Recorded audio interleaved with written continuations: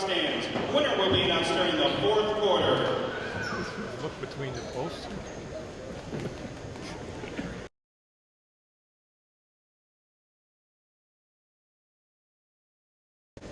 Good afternoon and welcome to the Bert Flickinger Center here in downtown Buffalo.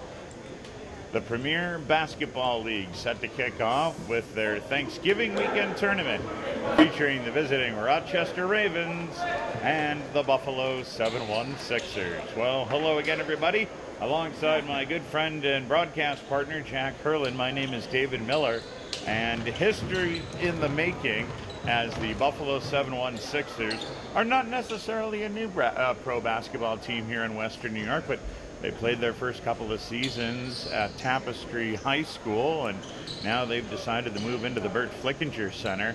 And boy, at least on this side of the arena, Jack, there's hardly an empty seat. A good turnout on this Thanksgiving Saturday for the opening game of this four-game tournament. And there's the ceremony opening tip-off from Buffalo Mayor Byron Brown. And I would be remiss, Jack, if we didn't talk about the efforts of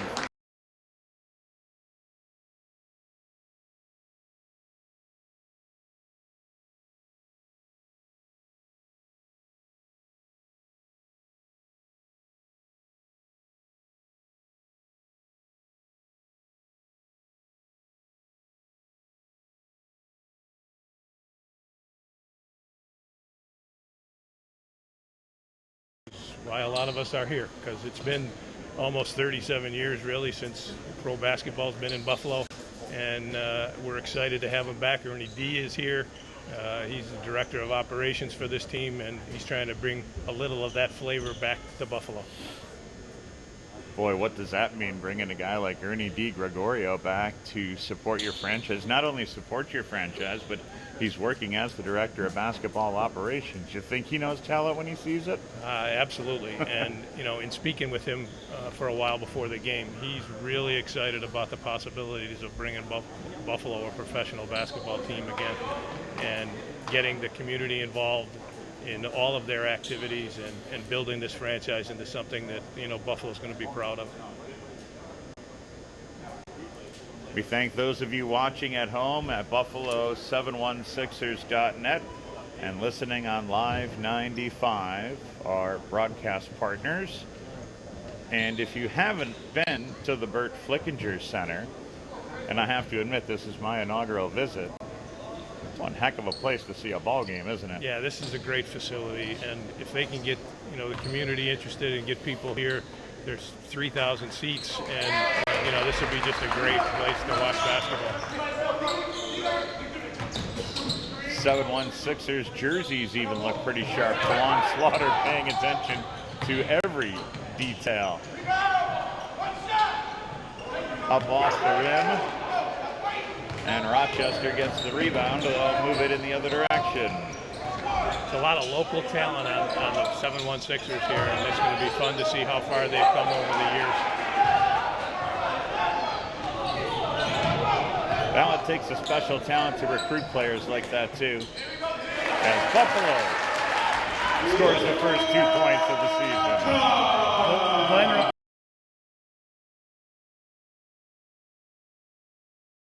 Does a lot of great things for this team. Be a blocking foul, so Rochester will have the opportunity to go to the free throw line and shoot two. 716 foul number 11, Nick Perriolo. His first, team's first. It's going to be a feeling out process for both teams. First game of the year, new facility, new season, and don't know how much this team has practiced, but it's going to take a little bit of time to get used to playing with each other, and I'm sure the beginning could be a little bit rough. You scratched the surface of something I was actually thinking. How well do these teams actually know each other? Has there been a whole lot of pre-scouting? I mean, these teams are put together late in the summer, have had limited practice time, and definitely, obviously, have not had the opportunity to see one another. Oh, that's absolutely true. And, it's going to be up to the coaches to get the teams in the right spot. There's a nice steal. Nice hitter. Tip roll for Perriolo.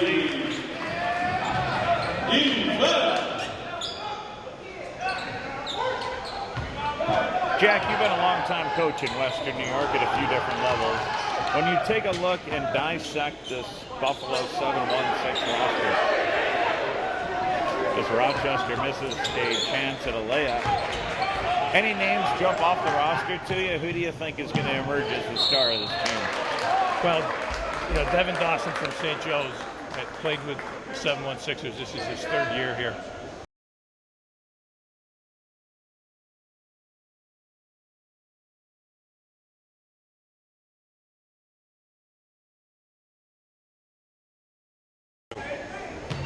.6'3", as you mentioned, St. Joe's also. James Ewing at the foul line right now.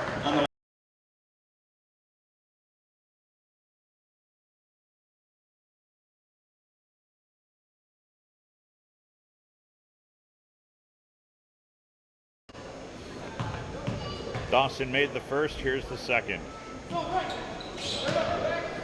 Off the rim, and the rebound brought up by Rochester.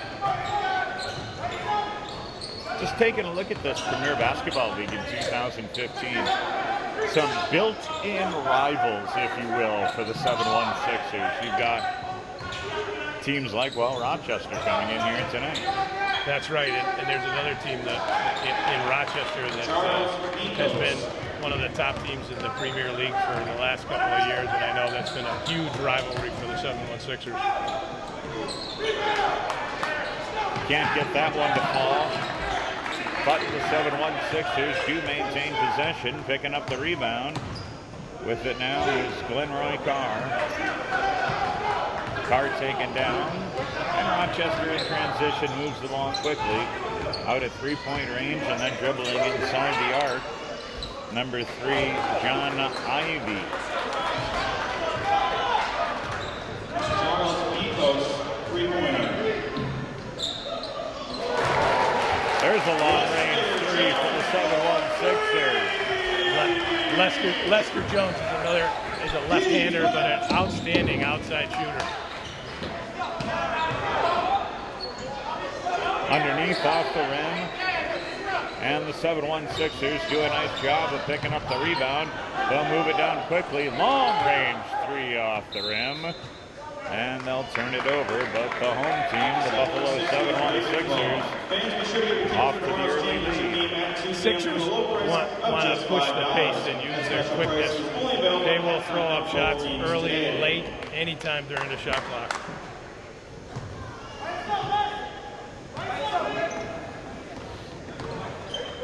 The Rock City Ravens move it up, fingertip roll.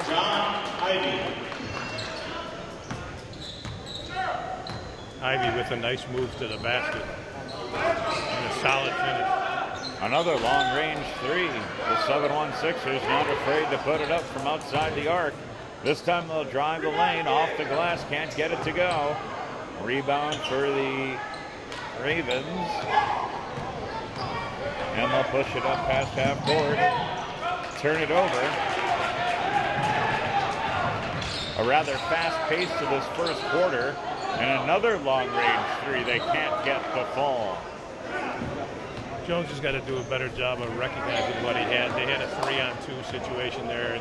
They probably should have taken that one to the basket rather than settle for a three. Yeah, no reason to put it up from outside the arc.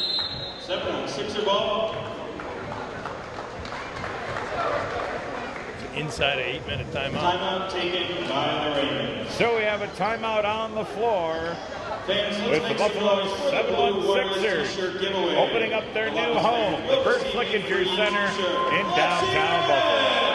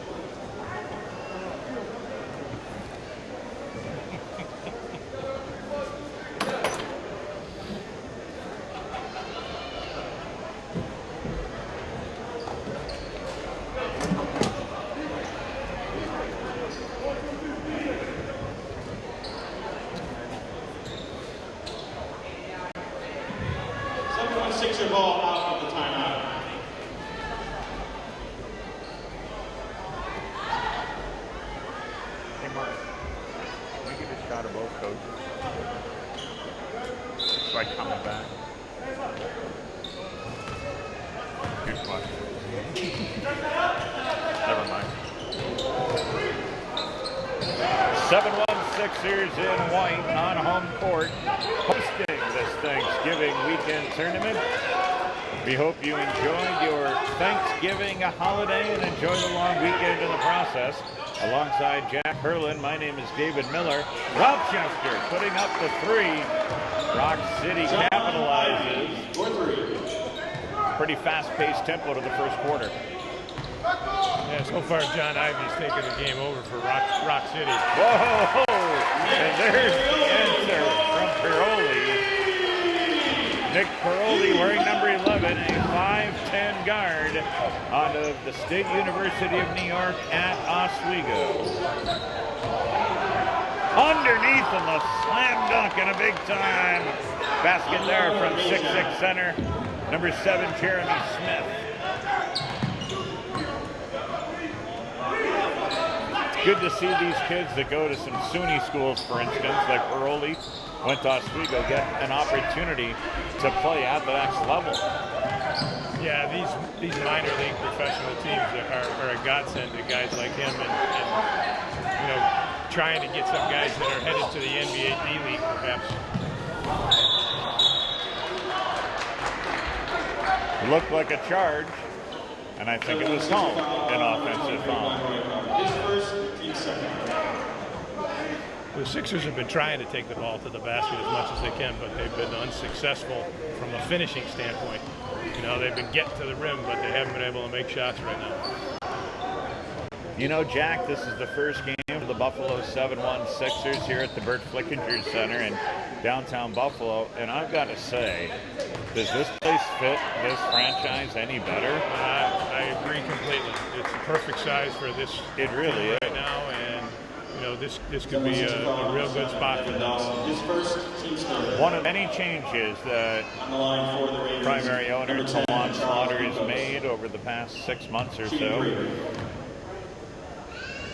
Yeah, this would be a little crowded in the Tapestry gym right now. Well, it just adds sheer credibility. You've got a pro team playing in downtown Buffalo in this beautiful facility, and it really is. My first trip to the Flickinger Center. Color me impressed. Tawan, of course, herself plays for the Buffalo State Bengals, and I believe she holds a number of illustrious records out there. Yes, she does. Also, I believe has quite a few records still at her old high school, Christian Central Academy. I don't think I've ever met a more fierce competitor. I've worked in the NFL, the National Hockey League. Well, for the amount of hard work that she's done to put this franchise together and put this whole thing together today. She scares me. No, she really is dedicated. I mean, to use the word dedicated to describe Tawan Slaughter is a vast understatement.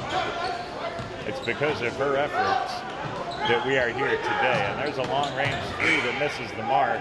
They're going to run out of time on the shot clock. Yeah, there it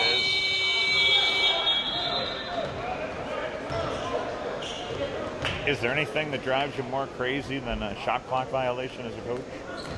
Well, at least that time they were getting shots up. They just, Are you sick and tired didn't hit the rim with any of them. I'm not sure that it was because they didn't understand that the shot clock was going down and they just couldn't get it off. Now I think the referees are changing their mind and said that one of the shots did hit the rim. www.aafootcare.com. That's www.aafootcare.com. It's nice to see Byron Brown. I don't know if we can get a shot of him over on the far side, but Byron Brown's still standing behind the bench. He didn't just throw up the first ceremonial tip. He's sticking around to see opening day here at the Flickinger Center for the Buffalo 716. Yeah, well, I know his sons both played basketball at City Honors in high school. I'm not sure if they went on beyond that, but he's always been an avid basketball fan here in the city, and I'm sure that in his mind this is a great thing to have coming into the city. A lot of times dignitaries like that do their duty and then leave, though. It's nice to see them stick around for the first quarter. Another guy I got to know pretty well over the years, Glenn Taplin. His son was quite a player from a young age here in Buffalo. He's playing Division I at Tulsa right now. Somehow I knew you would know that.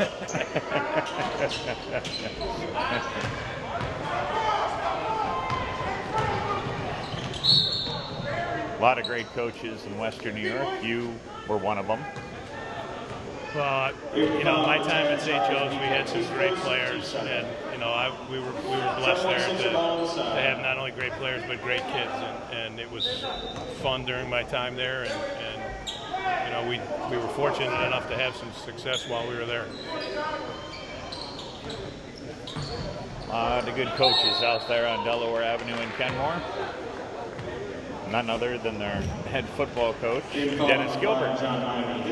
Oh yeah, he's done a fine job. They've struggled a little bit at times in the last few years, but it's not from lack of coaching, that's for sure.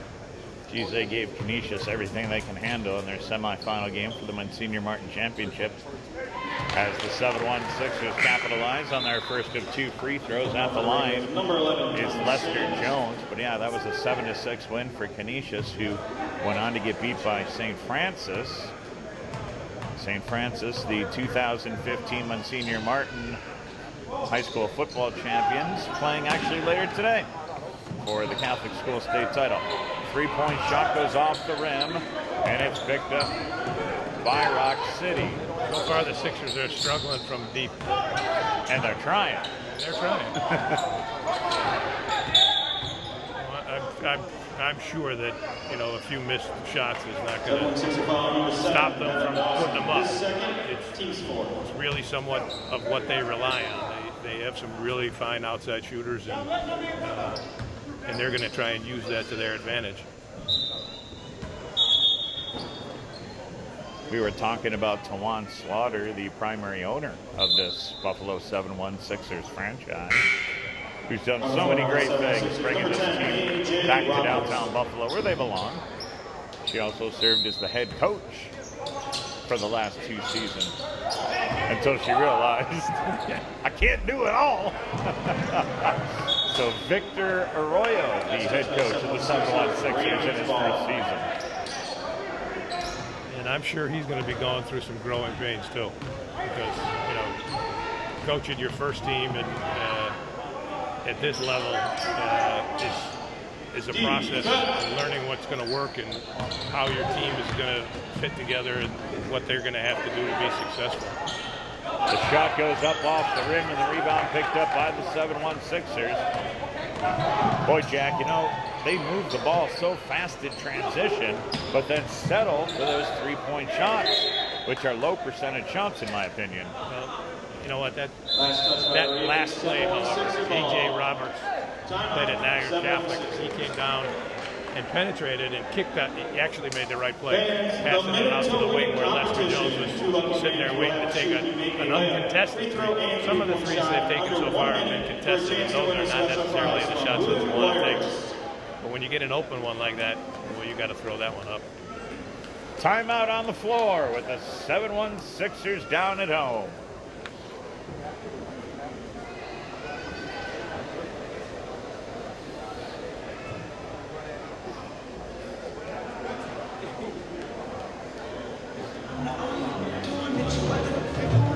Good. We're good together. Chemistry is always important. I was telling my girlfriend, I go, Jack knows basketball. He knows local kids too.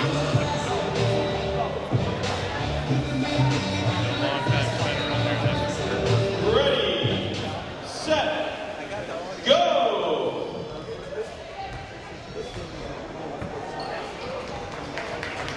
Looks like they both made the layup. Now they're going to the foul shot. That's the foul shot. Three-pointer. Oh, off the back rim.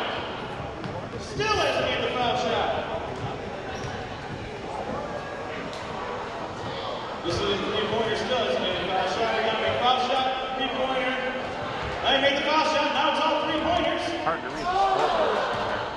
30 seconds left. Getting close here, 3 pointers. Oh, come on, guys, we can do it. Come on, let me hear it. Let's hear it for them. We want a free t-shirt. Congratulations. Let's hear it for both contestants.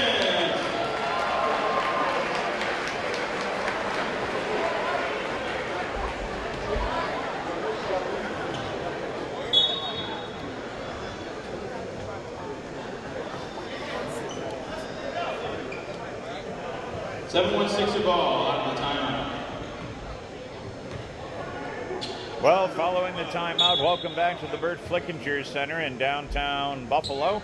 Alongside Jack Herlin, my name is David Miller. Glad you can join us at Buffalo716ers.net and on Live 95. Another long-range shot. Have they abandoned the inside game already? So far, it certainly looks that way. Rock City's done a nice job of plugging up the middle, though, and stopping those drives.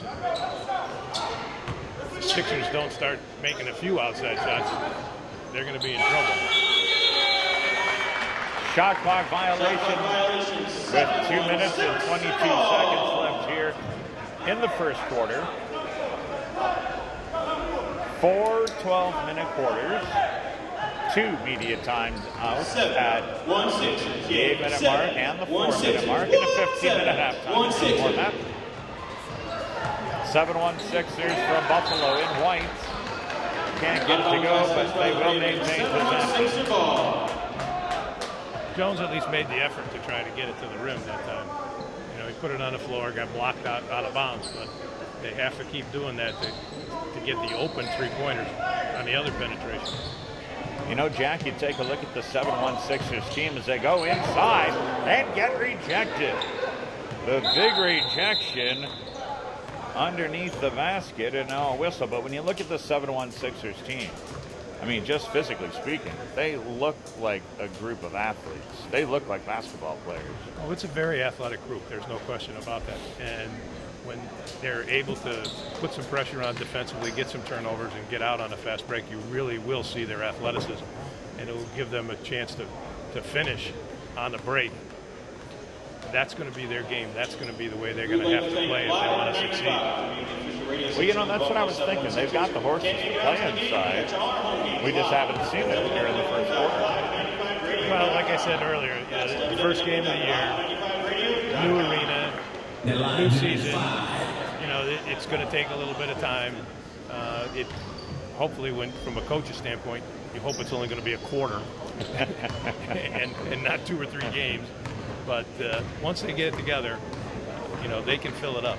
They can really score the basketball.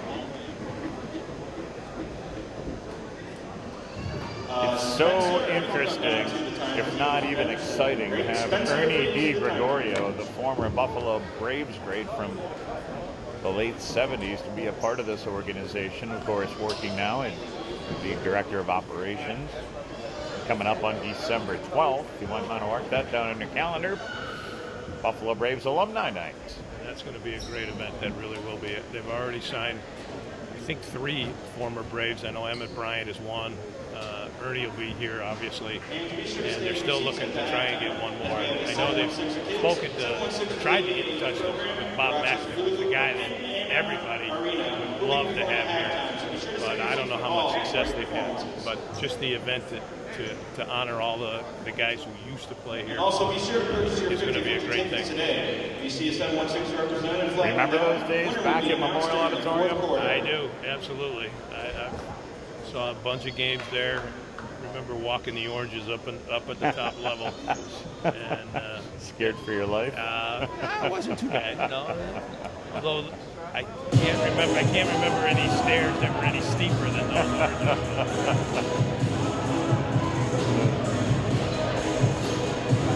There were some great events there. You know, back in the Will Chamberlain, Jerry West, Elgin Baylor, Linker days. They played here at the Odd one night when some 13-year-old kid from Wheatfield, I think, hit a half-court shot at halftime and won a car. And nobody was jumping up and down any more than the Lakers were. It was great. The irony, a 13-year-old won a car. There you go. Won a car and couldn't take it home with him. Had to have his mama drive him home. Sat up in the blocks in the driveway until he was 16. That was 1:56 left here in the first quarter. Not exactly sure what the officials are discussing. They're over at the scores table.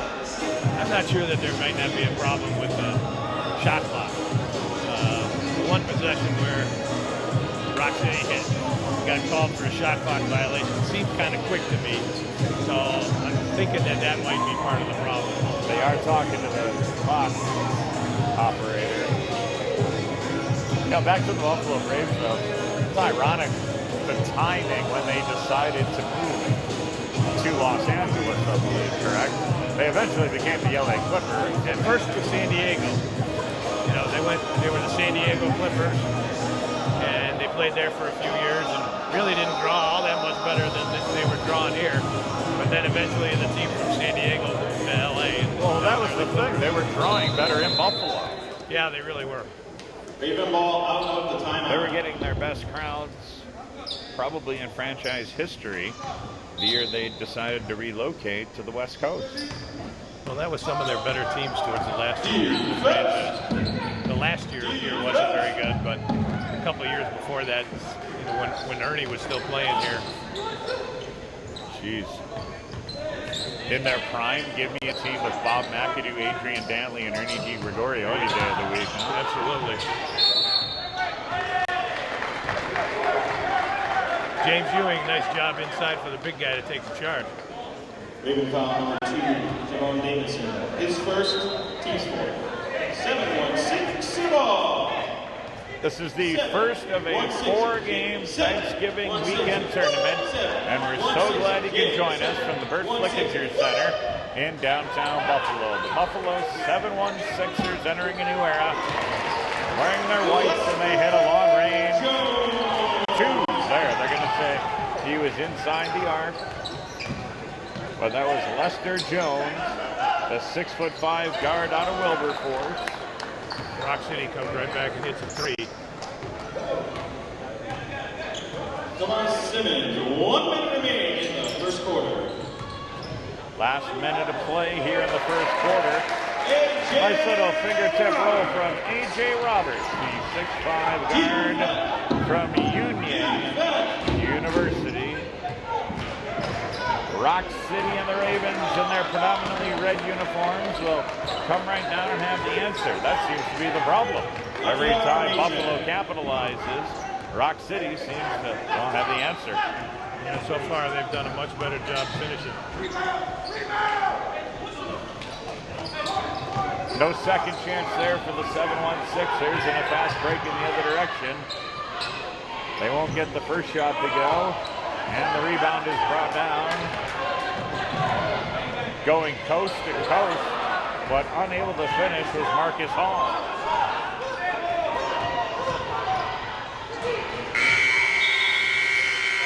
And there is the end of a very entertaining first quarter of play here in downtown Buffalo. It is the visiting Rock City Ravens from Rochester with the 21-16 lead as we get set for second quarter action.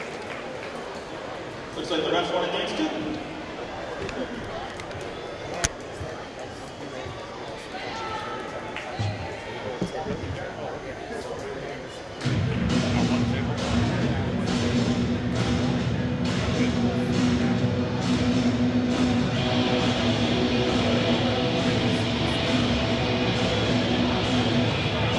Everything good though?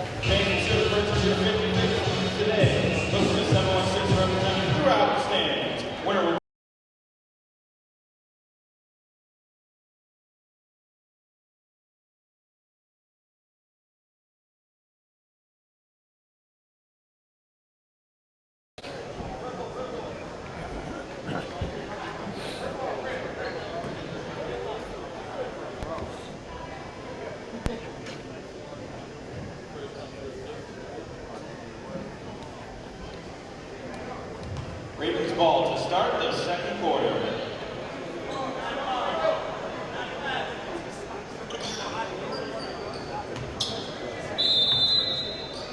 Well, Jack, as we start the second quarter, the Buffalo 7-1-6ers started out fast, literally on a rapid pace, but now they find themselves down by 5. Rock City's got the ball. They are in red. Shot taken, the foul is called. Yeah, when you only put up 16 points in a 12-minute quarter, you know it's the offensive end that's causing the problem. Jump ball. And they just had a bad shooting quarter. You got to shake that off. You got to forget about it. You got to come out and just keep playing hard. Were you surprised that they attempted as many threes as they did? No, I really wasn't. I did get to see one of the scrimmage games, and it seems like that's what Coach Arroyo wants his team to do. They've got some shooters. They've got some guys who can finish, and I think that's what their game plan is going to be. Nice little inside-outside move there, and finishing was number 35, Larry Rivers, the 6'6" forward from Buffalo State College. Fast break transition the other way, and count it. There's the athleticism of this team. You know, they made a steal on the defensive end, got it down the floor, and AJ did a great job finishing at the rim. To the line, shooting one, AJ Roberts. That's his kind of game. AJ's not a great outside shooter. He's okay, but he's much better at getting the ball into the lane, getting it at the rim. There, he can be a really effective player at this level. And he completes the three-point play after getting credit with the basket. He hits the free throw. It's A.J. Roberts from Union University. And just like that, we've got ourselves a tie game. Long-range three goes off the rim. A battle underneath, picked up by the 7-1 Sixers. They waste no time getting it down the court. Rebound and the basket. Boy, that's one heck of a play by Marcus Hall. Well, once again, athleticism and the ability to run the floor. Marcus did not give up on the play. Got the rebound off the missed layup and finished it. Nice 7-0 run to start the second quarter for the Sixers. And you get a free LG Leon. Boy, when you take a look at the 7-1 Sixers roster this year, the first thing that jumps out to me at least is the size. You've got a guy like Marcus Hall playing guard at 6'4" from Robert Morris. Well, there's not a guy under what, 6'3" here? They don't. Well, there's a few guys, but for the most part, you know, this team has good overall size. They don't have one really great big man that they're going to pound the ball inside about. But that's not their philosophy. That's not what they're going to try to do. You put a big guy that's going to clog the lane on this team, and it may slow them down rather than help them.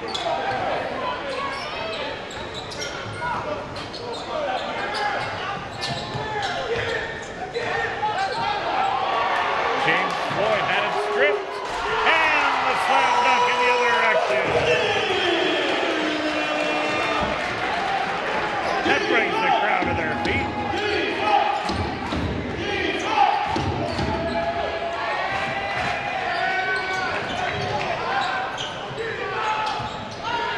Jumper from beyond the foul line, no good, but they maintain possession. Thought they were going to slow it down for a minute, but why? They hit the three-pointer. Yeah, Ivy's done a real nice job for Rock City to this point hitting the open three. Stopped a 9-0 run by the Sixers. There's another three off the rim, no good.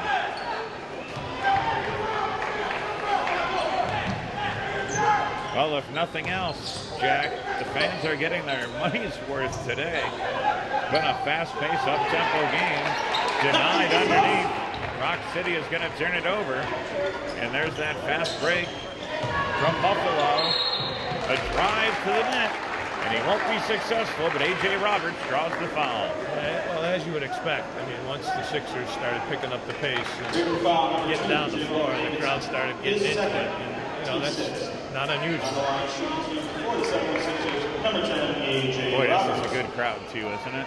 It is a good crowd for first game of the season, and, you know, all once again due to the hard work. that Tawana's put into this and spreading the word that, you know, this is another option for people to come watch downtown here.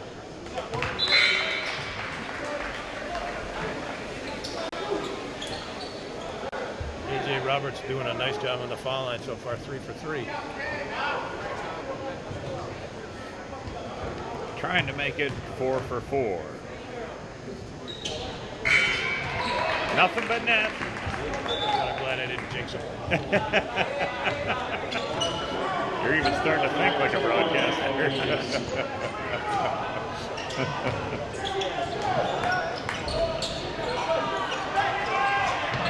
That's a big aggressive rebound, but Roberts gave it away. The quick strike and another good play off the glass by the 7-1 Sixers. They'll bring it up the court. Another 3 off the mark.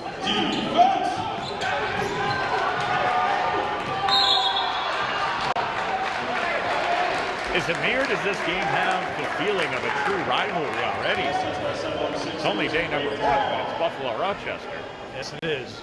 And I'm sure that it's going to be one that'll stick, too, without too much difficulty. Sixers are getting good minutes from their bench here. A lot of enthusiasm, a lot more pace to this game. Off the mark again.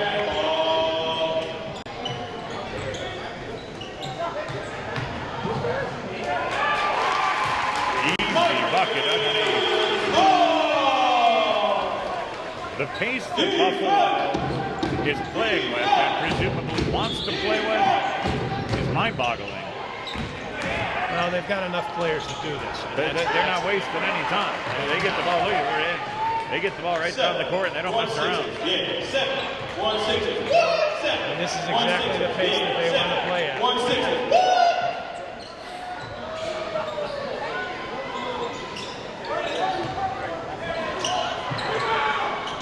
Not sure that's what they were looking for. Hook shot off the mark, off the glass, picked up by Rock City. They won't get the shot to go, but they will draw the foul. His first team foul. Fans, make the loudest noise possible for the 716er Street Crew. Arlington Scott, the head coach of the Rock City Ravens, wants to talk things over. And while there's a timeout on the floor, we'll take one of our own. What a game in Buffalo.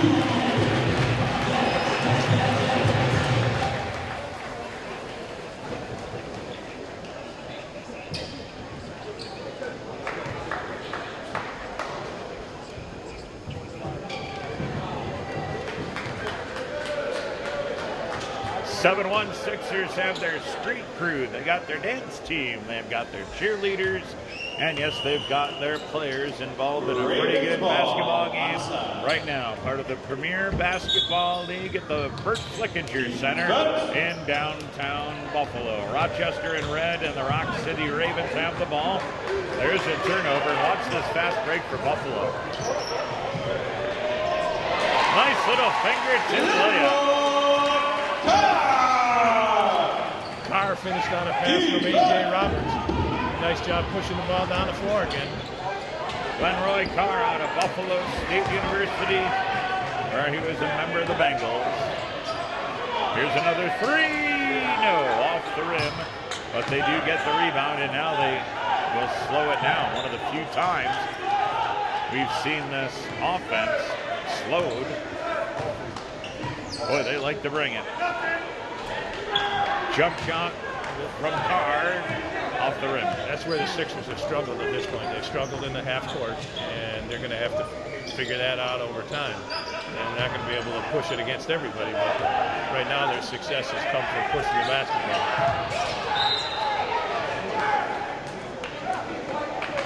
Foul underneath number 7, Jeremy Smith, the 6'6 center, in the paint, draws the foul. 16 fouls now for the Buffalo 76ers. Up underneath, the nice little roll off the glass and in.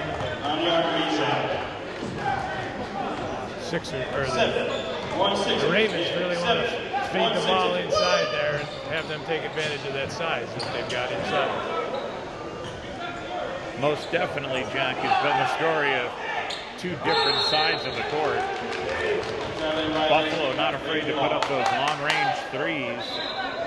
Yeah, Rock City's been driving the lane. Yeah, Rock City's working the ball inside and then back out again when they're trying to feed the post and hoping for the double team to come from the outside and then kicking it back out to the outside guys, and they've been able to knock down a few threes.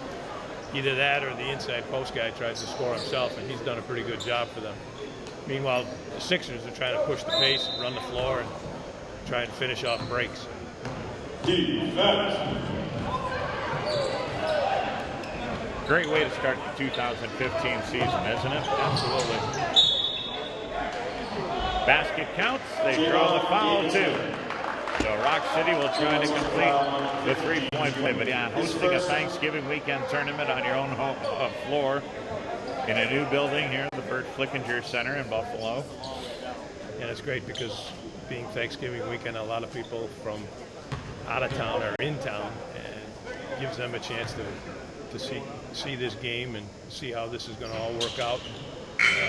The crowd is tremendous at this point. I came all the way from South Buffalo. Straight shot down Seneca Street. My biggest challenge getting here was driving by chefs. And that's not stopping. Another long jumper, and it's good.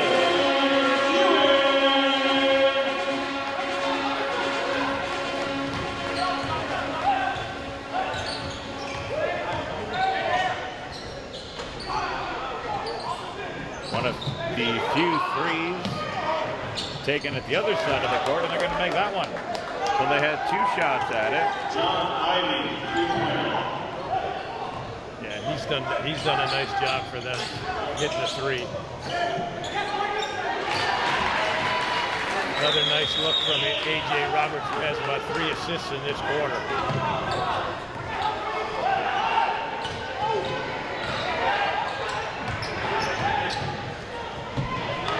Drive in the paint denied. Good defense by the 7-1 Sixers. Up underneath and good. And just like that, you feel the momentum shift. Oh yeah, Larry Rivers did a great job picking his pocket and headed down the floor. Fed it to James Ewing on the end of the break. Oh, there's a big answer at the other end with a three-pointer.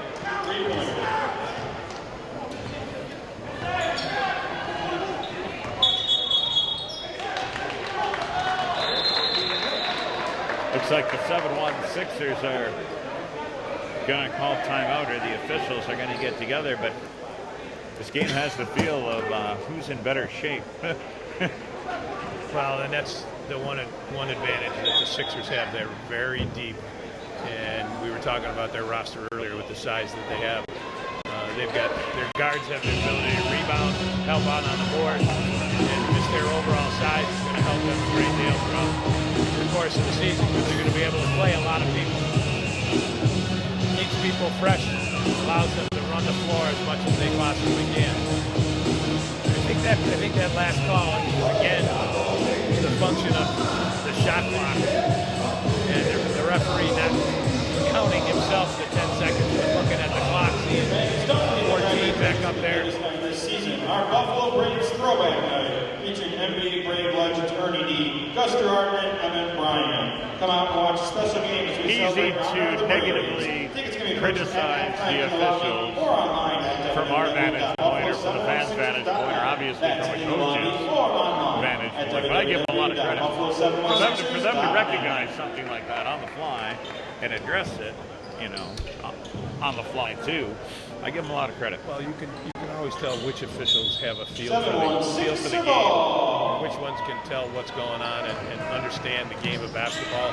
Those are some of the best officials that are out here. And, they'll be able to pick up on a situation like that and correct it so that, the game is not unduly impacted by technology. So, in other words, going back to your coaching days, you had your favorites and your not so favorites. Well, it's still all about. That's what I heard. It's still all about perspective, and you got to understand that because as much as people sit in the stands and watch referees make calls, they still aren't looking at the same angle that a referee is, and that's why you get so many disagreements because the same play can look different from two different angles very easily. Yeah, but when you were coaching, I can almost guarantee you never said, that was a really good call, right? But no, that's not true. But on the other side, what are you looking at? What are you doing? What are you thinking? Hey, ref, you're missing a good game. You know what? As long as the referee's giving a good effort and will treat you with respect, like, okay, I know what I'm doing, and it's okay. Here goes Dawson. Here go the 7-1-6ers! Oh! And they can't convert what would have been a highlight reel play. They were fortunate to get the foul out of that, but Dawson should have just gone in and finished that himself.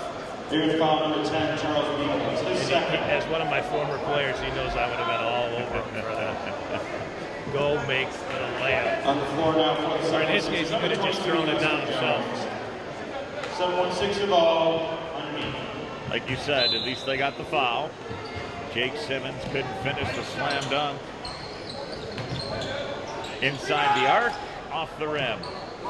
Rebound for Ruckus. Last touch by the Ravens. 7-1-6 ball. Sixers are continuing to struggle from deep here.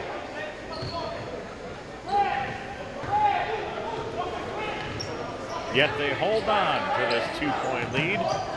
37-35 underneath. Good defense. And then the foul is called. David foul number 6, Martin Young. His second.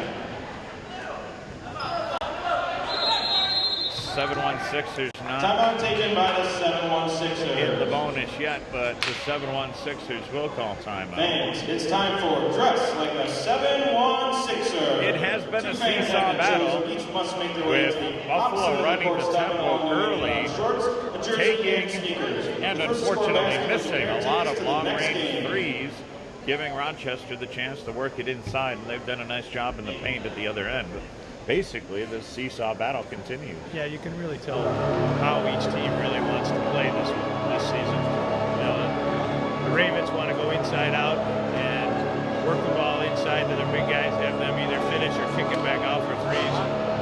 The Sixers want to penetrate the lane with their guards and kick it out for threes or finish at the rim.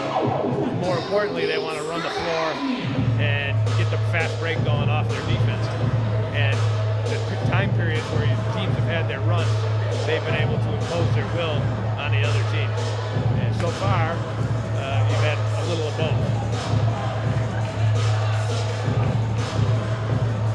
Which two players, one from each team, has impressed you most?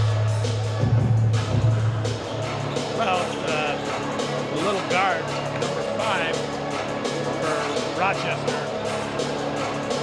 Who unfortunately is John Ivey. John Ivey knocked 3 threes down. I think he's probably their leading scorer. He may have 12 points. And for the Sixers, it's really been A.J. Roberts, who had, in his time on the floor, was able to affect things on the defensive end and then get down the lane. And he has 3 or 4 assists off the break, and he's also been able to finish a couple times and make his foul shot.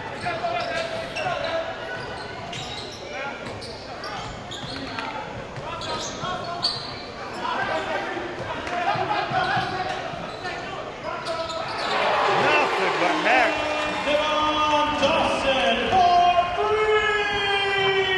He was just outside the arc. They're going to give him 3. Okay, I'm sorry I'm laughing, but the PA announcer just said Devon Dawson, and it's Devin, and he was shaking his head just like he did 6 to 10 years ago when people called him Devon, and he still don't. But that was a great step-back 3 by Devin. Number 6, his first.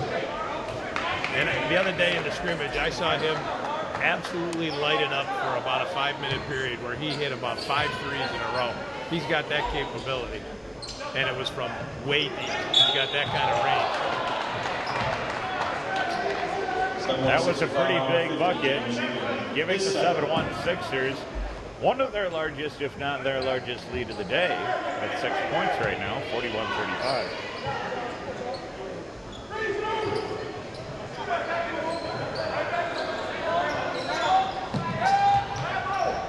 That penetration underneath again, and they can't finish.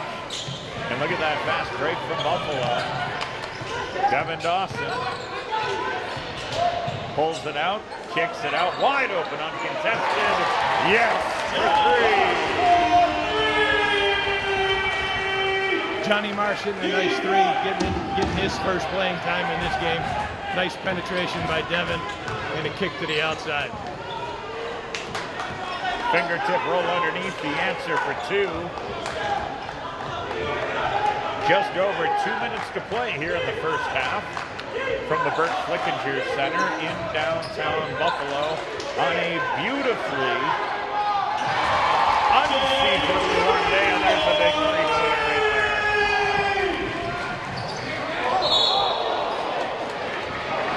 And the foul at the other end. It'll be a shooting foul. Now suddenly the lead is 10 because the Sixers have been able to hit 3 threes in a row. I'm not sure the coach wants to see James Ewing shooting from out there all the time, but he can make it.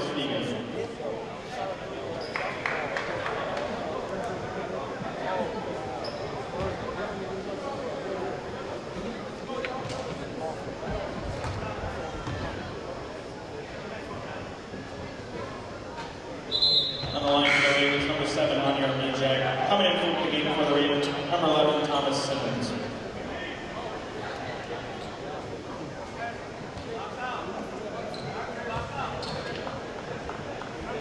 You know, when you bring a team like this to a city like Buffalo, it's unlike the NFL's Buffalo Bills, where wins and losses mean everything. Fans in Western New York live and die by what happens, right, with Rex Ryan and Tyrod Taylor. Same with the Buffalo Sabres, and boy, Jack Eichel's off to a great start. That's a whole different story. But when you bring a team like baseball's Buffalo Bisons, lacrosse with the Buffalo Bandits, and now the Buffalo 7-1 Sixers, you got to bring more than points and offense and X's and O's, and even wins and losses. You've got to bring the fan-friendly and family-friendly experience. And I think owner Tawan Slaughter, as Rock City hits a long-range 3, has done exactly that. They've got their mascot Laser. They've got halftime promotions. They've got their dance team, their street team, their cheerleaders. This is just an overall family fun experience to be at one of these games. And, well, oh yeah, Buffalo happens to be winning too. Oh yeah, no, there's no question about that. You know, they've brought out all the guns here. They have all kinds of excitement for the fans to come out and watch the game, and never a dull moment here. There's no stone that's been left unturned, put it that way. I've worked in none minor league whatsoever. sports for a long, long time, longer than I care to admit, actually. But you know, at Tawan Slaughter, I believe she's got a master's in business from Buffalo State, where she played basketball, and her first real endeavor into something of this magnitude. And when I say of this magnitude, who knows where this can grow? I mean, if this is the end of the road, this is pretty darn good. But if you attract a D-League team, if you get some interest from the NBA, because there is surges in downtown Buffalo, people are moving back to the city. There's more money to be spent in the city. Who knows where this goes? And if it goes no further, this is pretty darn good. Yep, and they're trying to make it as exciting as they can, and they're going to try and reach out to more of the community, and more of the community that gets involved, the better off it's going to be. I love what she's done in getting Ernie DiGregorio, former member of the Buffalo Braves, involved. Genius, really. Shot off the rim, bounces. Rock City gets the rebound and the putback. We got ourselves a ball game. A 2-point ball game with under half a minute to go, first half. Another quick 8-0 run by Rock City to get right back in the game after being down by 10. 7, 1-6, yeah, 7, 1-6, 7, 1-6, yeah, 7, 1-6.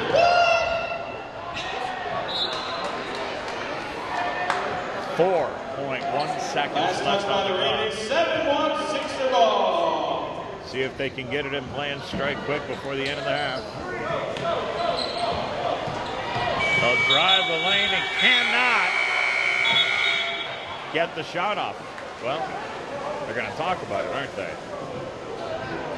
I didn't think he got it off in time, Jack. You? I think, you know what, there were two buzzers that were real close to each other, the halftime buzzer and the 24-second clock. And the 24-second clock went off with about a second left. So they're going to charge them with a 24-second violation first, and there's still a second left for Rock City to try and score before the half. That was a strange turn of events in the short span of 4 seconds. Well, it's so very difficult at times to look up to the big scoreboard and you see that 4 seconds left in the clock, but then you forget to look at the 24-second clock that says there's only 3 seconds left. Kind of like there, where the clock operator started the clock a little bit soon. I think that's a little bit of home cooking there, maybe. It's a whole bunch of nothing with 1 second left. Fortunately, the officials are right on top of that. They've been on top of everything today, haven't they? They've had to be so far. They understand that the clock doesn't start until the ball's touched inbound. So Rock City's going to get another shot at it. Let's try this 1.1 seconds again. We're going to revisit the 72 Olympics with the USA and Russia. That's why they pay you the big bucks for references like that. It's only because I'm old enough to remember. Well, the 7-1 Sixers started out with an up-tempo game. Attempted a number of threes, made their first few. Missed a number of others. Rock City playing the inside game of that first half. And as we go to the half, it is just a 2-point game. Buffalo leading Rock City 47-45 as we head to halftime here at the Bert Flickinger Center in downtown Buffalo. Thanks a lot for watching on Buffalo716.net and listening on Live 95.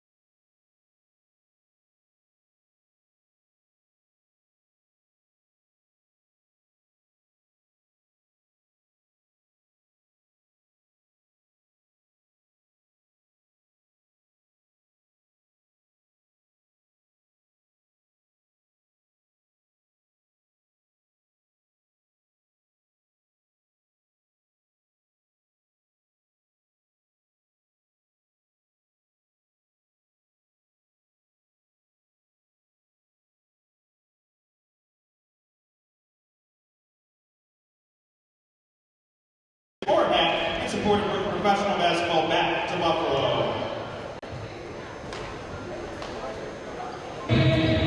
Welcome back to the Bert Flickinger Center in downtown Buffalo.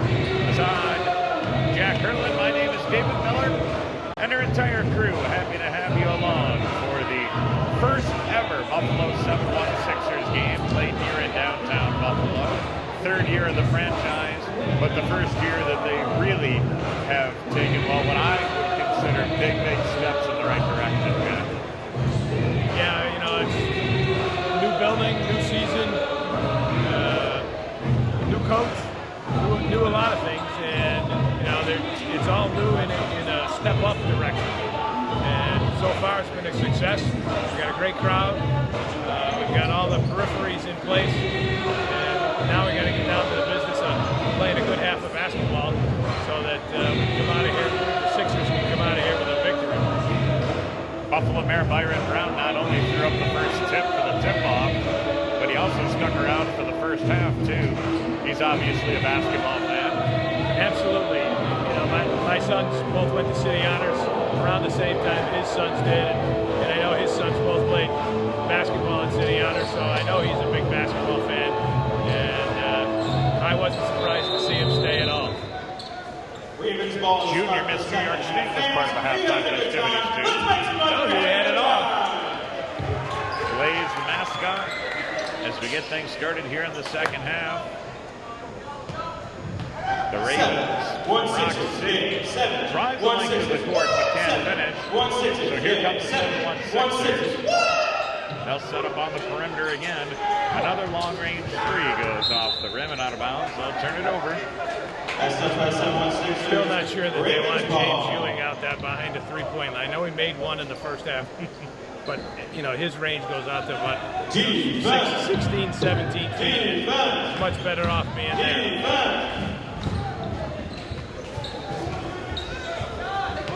Three-pointer, good. So Rock City regains the lead. Rock City Ravens from nearby Rochester, New York. Somewhat late arrivals today. A little bit, but they were here for the tip-off. That's all you got to be here for. That's all that matters.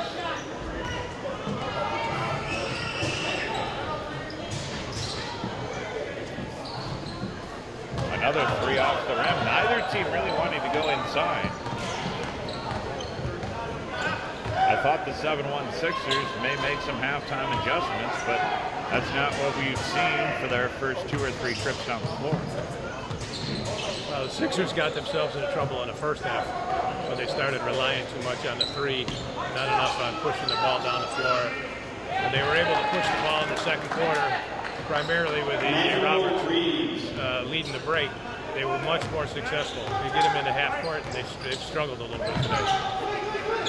What was a 2-point lead for Buffalo at the half is now turned into a 3-point lead for Rochester and the Rock City Ravens. It's been a game of runs. Right now, Rock City's making their runs. They'll drive the lane this time. Nice little fingertip roll, couldn't get it to go, but the rebound, they can't get that to go either. Well, third time's a charm, not for the basket, but for the foul. Drawing the foul is number 7, Jeremy Smith. 716 foul number 23, Glenroy Carr. His second. Glenroy Carr called for the foul. Number 7, Anya Armando. You just can't give up that many shots at the basket. Coach Arroyo sees that. Here comes wholesale changes. They got 4 guys coming in. Can't be happy with the defensive effort with this group to start the second half. Right on cue, Jack. Number 35, Larry. They make 3 substitutions. You don't see that too often. And number 24, Ray. So this is the group that's in the game now that had that spurt in the second quarter where they were able to put a lot of steals, put a lot of defensive pressure, and run the floor. That's how, you know, the Sixers really want to play.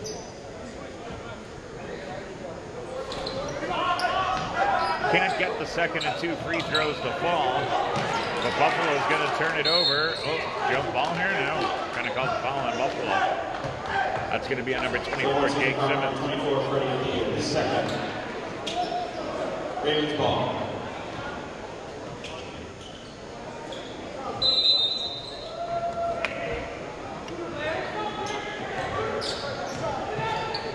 Defense. Pass underneath. Nice drive with the basket. And they get it to fall. How about this run for Rochester to start the second half? Yeah, they've done everything they wanted to do in this half so far. Forced the Sixers into a half-court game, and then they've been able to finish on the other end. Boy, I don't know about those long-range threes. They are low-percentage shots. Ravens ball. Unless you're uncontested. Coach Roy does not look happy sitting over there right now. And he shouldn't be.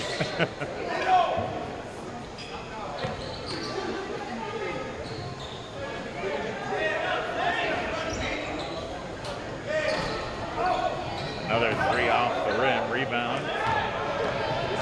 Transition for Buffalo. Going to call that an offensive foul. Yeah, AJ did a nice job pushing the ball down the floor. Missed a little floater, but then he pushed off on the rebound.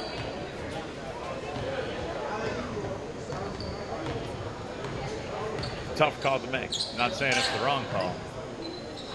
There's another long three off the rim. Rebound. And the foul underneath. Rock City will shoot two. Definitely Rock City's pace right now. They've been able to get inside. The big guys are doing a great job on the offensive boards. Bajak right here, number 7, has done yeoman's work inside and has been pretty much dominating on the offensive glass and the inside.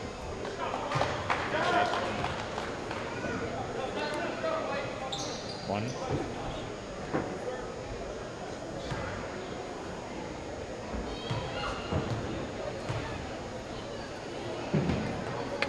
So number 7, Anyar Majak, the 6'9" center. From the free throw line, we had 7 initially on my roster. It's Jeremy Smith, my apologies. Buffalo and White brings it down the floor. Stalled at 47 points. The same 47, Jack, they had at halftime. Yeah, they've relied too much on the three-point shot to start the second half. Haven't pushed it towards the rim at all, and they haven't been knocking down any shots. At some point, you have to realize when the shots aren't dropping, that you have to try something different. And so far, some of the shooters on the Sixers have not taken that tact at all. Correct me if I'm wrong, but that's a 10-0 run for Rochester, right? Absolutely. Yeah. They're doing a nice job. They're doing a nice job on the defensive end, clogging the middle, and making shots difficult at the three-point line. They're challenging shooters, and then they're getting the rebound, and then they're playing good offense and crashing the board on that end. You can't just show up and expect to win, even if it is your home floor. So we had Buffalo Mayor Byron Brown with the opening tip-off. We had Junior Miss New York State at halftime. We've got the mascot, the dance team, the cheerleaders, and apparently we also have Nacho. Well, our producer has Nacho. A little bit of everything here at the Center today. I don't think the producer should be allowed to eat nachos while sitting next to the announcers. It's just not right. Another offensive rebound. Thanks for the offer. Our producers and camera guys doing a great job here today at Buffalo716ers.net and at Live 95. So glad to partner up with these guys, doing a great job today.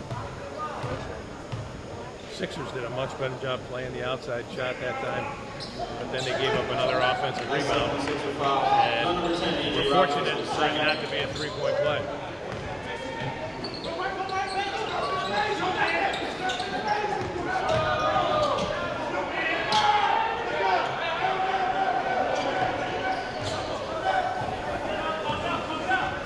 Too many turnovers for Buffalo here in the second half.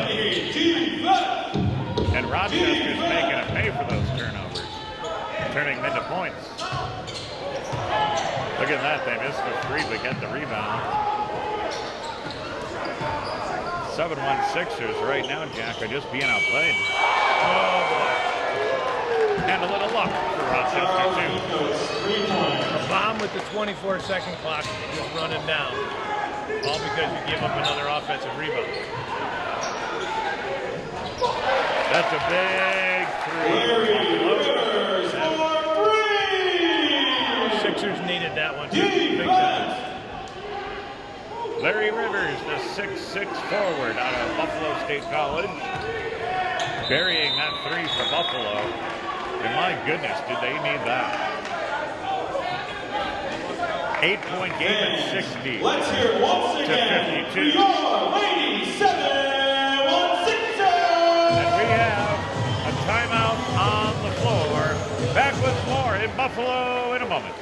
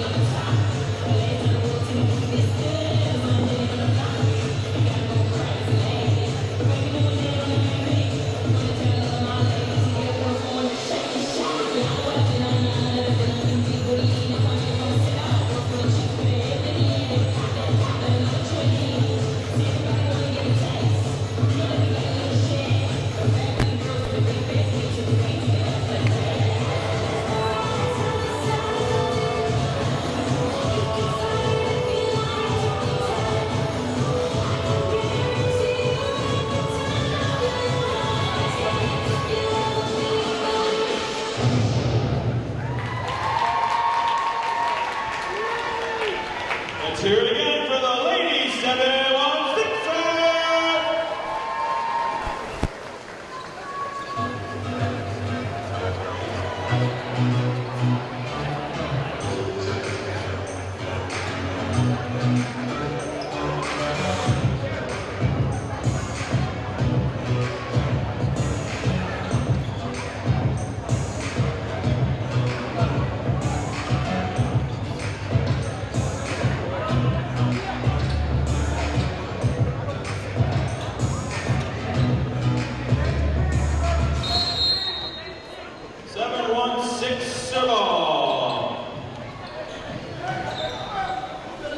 So the Rock City Ravens have come out on a bit of a tear to start the second half. Buffalo had a 2-point lead at halftime. Tables have been turned, and it's now 60 to 52. Rock City. Rock City in red. They move the ball up the floor and put their patient offense in motion. Inside the arc. Nice pass to the outside. They can't get it to go. That's touchdown 7-1 Sixers. Looks like it's going to stay a Rochester ball. Rock City head coach Arlington Scott. Their general manager Felix Ortiz and Derek Frazier. Trying to feel things out here on the unofficial opening day as that three-pointer goes off the glass. Long outlet. Fast break for Buffalo. Teeing up uncontested, yes. Three-pointer made by A.J. Roberts. Sixers did a nice job of pushing the ball down the floor and wound up getting an open look behind the line. They have to do a much better job of rebounding on the defensive end, though, if they want to win this game. Easy layup underneath.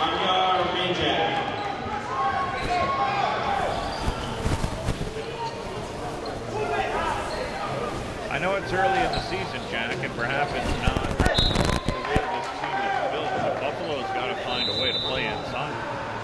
Too many perimeter shots, too many long range, low percentage shots. Yeah, they've got to be able to adjust when the ball's not going in the basket. They have to be willing to take the ball to the basket when that's not happening. That's the trick to play in this game. You know, if something's not working, you better have something else in your gun to shoot.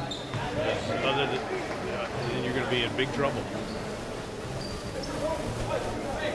Well, 8 out of 10 times you go inside, you're going to draw the foul at least, right?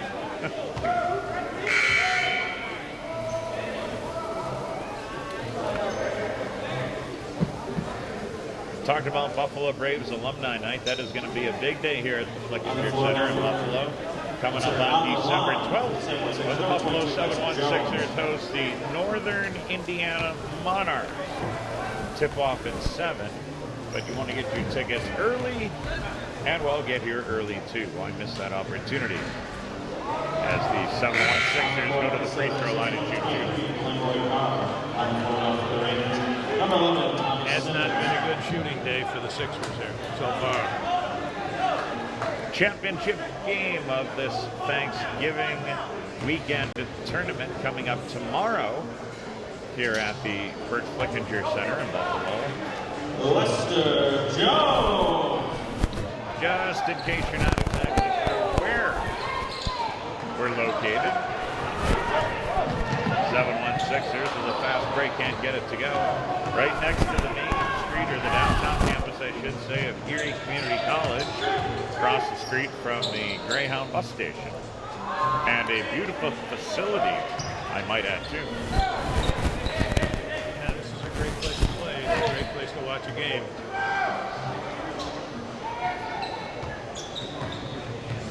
Erie Community College, our gracious hosts, I suppose you could say, here today, doing a fine job in their athletic department, too. Rebound brought up the court by the 716ers in white. Another three and another miss.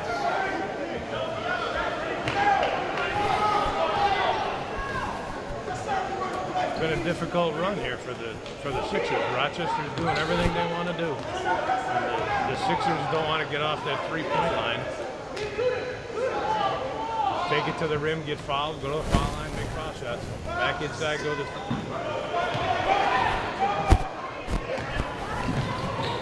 Behind the back pass, and that was it, Andy. One for the highlight reel. Pushing the ball down the floor, finishing at the rim. Sixers formula for victory right there.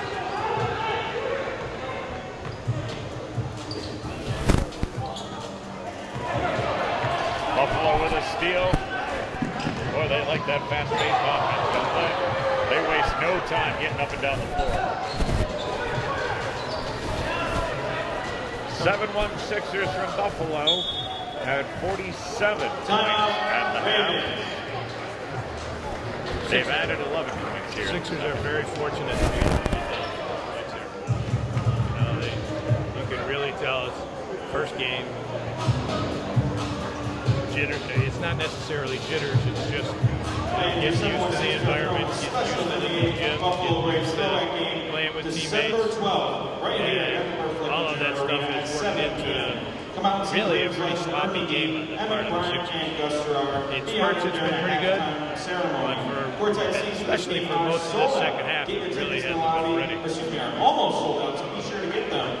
Just under 4 minutes remaining here in the third quarter. We mentioned this Thanksgiving weekend tournament continues. I believe we'll be here on the air at 2 p.m. tomorrow. That's my understanding. That's what I heard.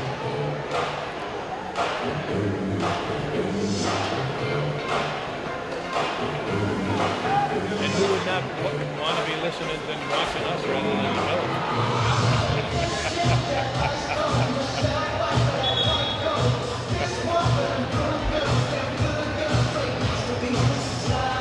So all day tomorrow, when the Bills are out of the game at halftime, flip your computer to Buffalo716ers.net and watch the basketball game. You sound like me, partner. I have not been one to drink the NFL Kool-Aid. No, that's an entire show on its own, the NFL in general. Every other flag, there's play, television time. Wow, man. It's become so difficult for me to watch the National Football League. Historically, the Bills have not done very well in Kansas City either, and some of them have been really ugly. Well, my friends, at the beginning of the season, when I said, you know, another 8-8 team, they laughed. Well, where are we right now? 5-5. Doesn't that translate into pace for 8-8? Absolutely. Anyway, we'll be here watching some pretty good basketball in downtown Buffalo. We'd love you to join us here at the Flickinger Center, or at Buffalo.FM, or on Live 95. There's another low percentage shot. Nice board underneath. If you're going to take those long shots, you better get some support underneath. And they did that time.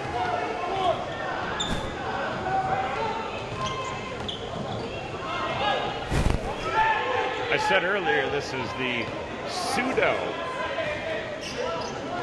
home opener for the Buffalo 716ers, I guess is the best way to put it. This being a tournament game with a pass underneath and foul called on Buffalo. It's going to be on number 50, James Ewing. And it'll be a two-shot foul for number 50, James Rock Ewing, City. his fourth. But the official, I suppose, home opener, the opener for the regular season, the non-tournament opener, if you will, scheduled for December 12th against Northern Indiana. As I mentioned, tip-off at 7. And that is also going to be the day that some former Buffalo Braves are recognized. Ernie DiGregorio and some of his old teammates from the mid to late 70s, right? Yep, it's going to be an exciting day for all of you former Buffalo Braves fans. Come back and see some of the former Braves and get a look at your new Buffalo professional basketball team.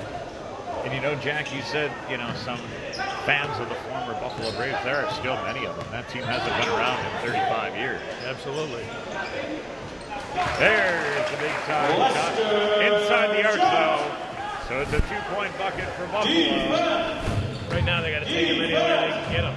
Makes it a 4-point game.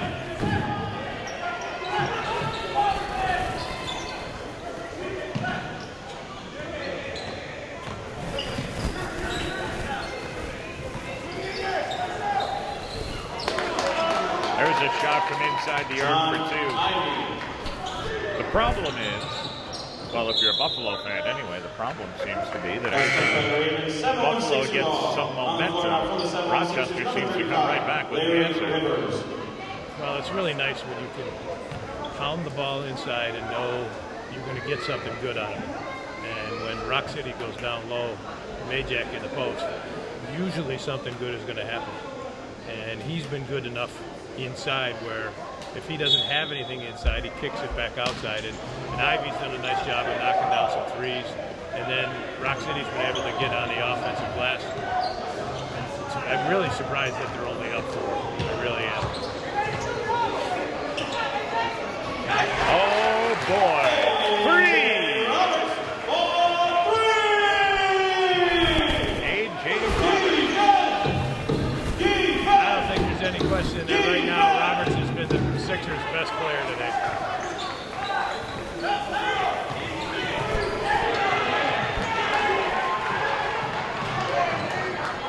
Oh, boy. Uncontested underneath. Scramble for the ball, and the Sixers just didn't come up with it.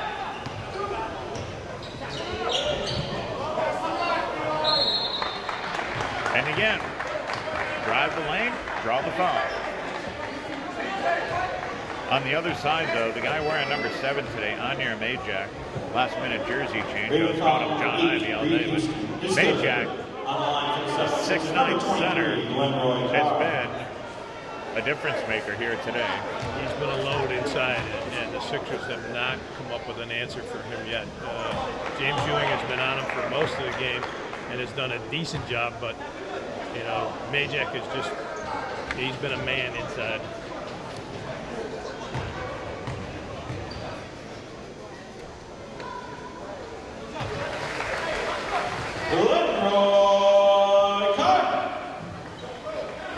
Rock City went on a 10-0 run to start this second half. They were down by 2 at halftime, turned the tide dramatically, but Buffalo has managed to claw their way back. And we've got ourselves a game with under 1 minute to go here in the third quarter. Sixers can make a run here at the end of the quarter. Get back within 2 or maybe even tie up the game with 44 seconds left, still possible. Boy, the officials have had a number. Another shot clock issue. And family coming in for a 7-1 Sixers game, make sure to get them a room at Comfort Suites, located at 601 Main Street, right here in downtown Buffalo. Comfort Suites is the official hotel sponsor of the Buffalo 7-1 Sixers.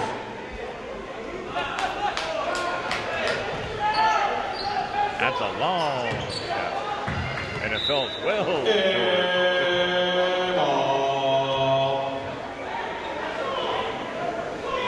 Kind of like this PA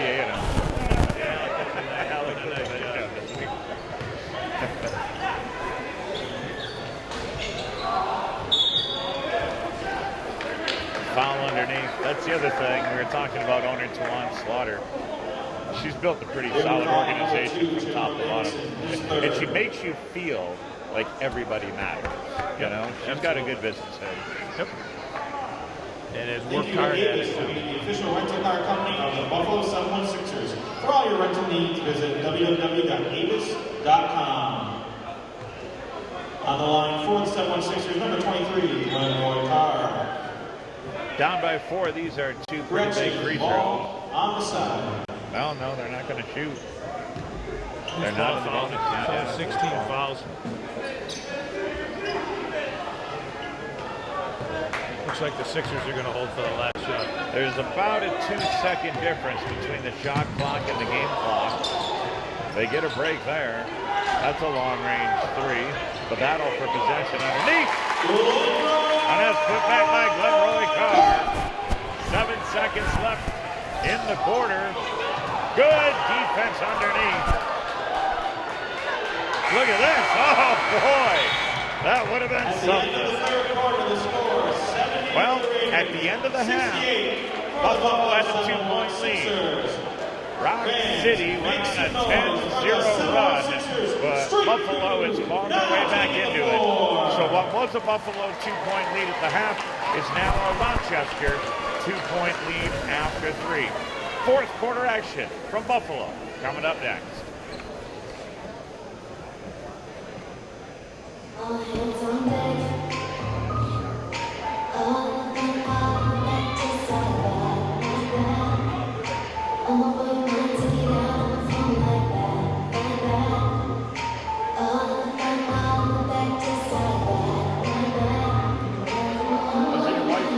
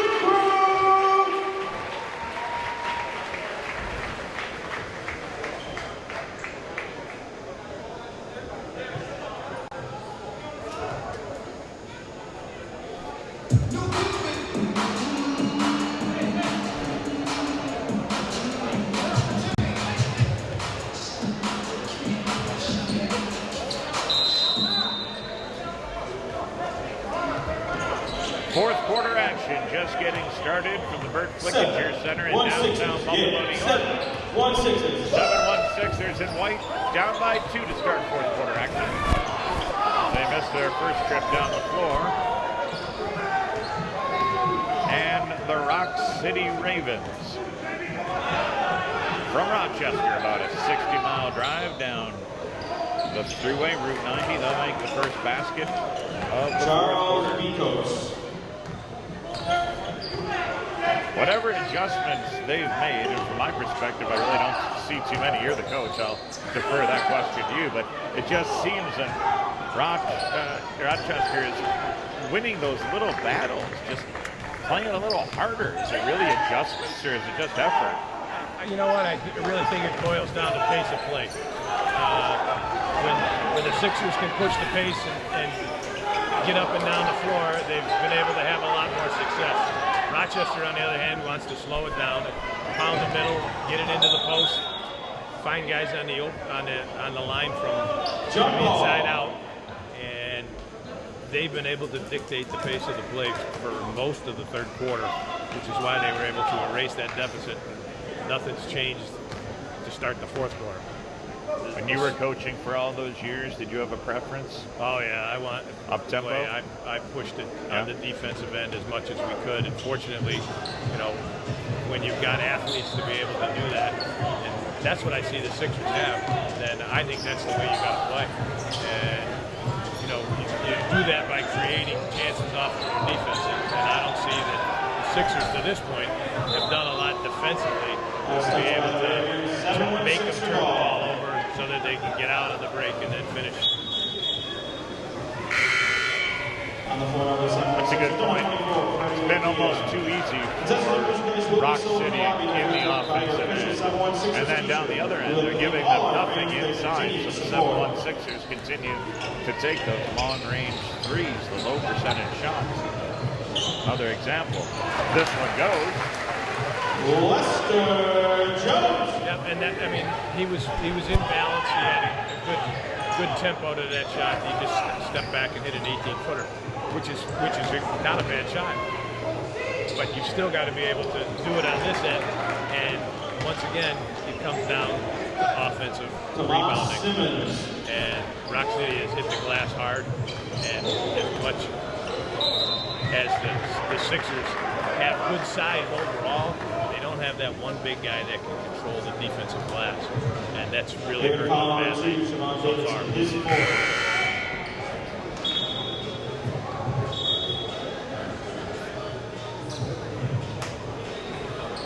Down by 4, the 7-1-6ers will go to the free throw line.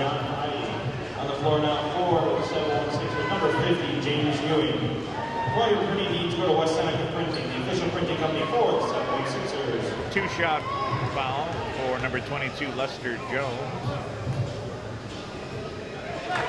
On the line for the 7-1-6ers, number 22, Lester Jones.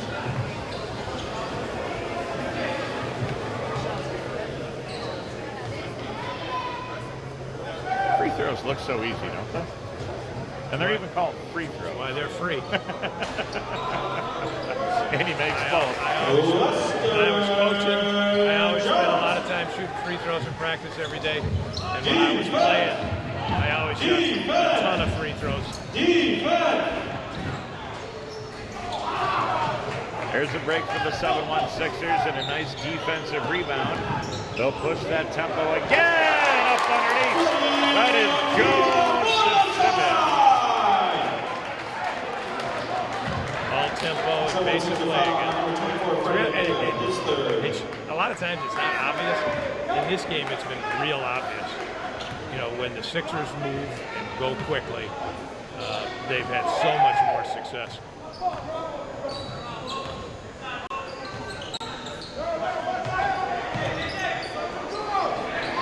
In the paint again, double teamed in the steal.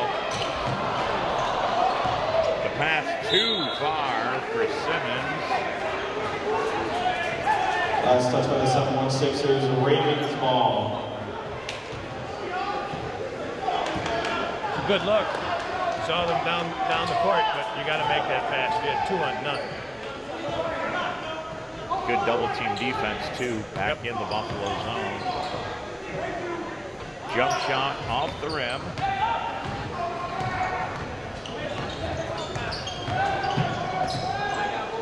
Oh, he'll step back for three. Yes! Very good.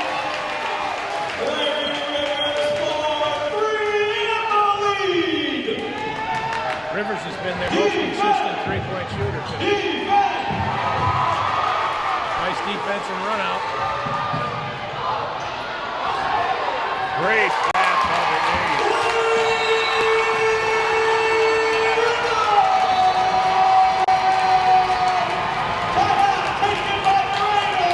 Boy, that was a great pass from the baseline. Lucky to even keep it in bounds. And A.J. Roberts threw it over to Larry Rivers. And the 6'6" forward out of Buffalo State College makes it count. And Jack, how about that? Buffalo now leading by 5. When did that happen? If I blinked, I wouldn't believe it. And that's why pace of play is so important for this team. When you can score a bunch of points real quick, when you play good defense on the one end, get the turnovers and get it down the floor. It doesn't take long to pass the ball down the floor. It's a lot faster than running. And when you can get turnovers on the defense, pass the ball down the floor, you can score a bunch of points in a hurry. And that's what they're doing when they're controlling the pace of play. You know, it's funny, and I don't mean this necessarily in a negative way. A generic observation, I don't think either one of these teams has shot the ball particularly well today. Then you look at the scoreboard, and both teams have put up over 70 points, and we still have 8.5 minutes to go here in the fourth quarter. I think you're absolutely right. Neither team has shot the ball particularly well. But there's 150 points on the board.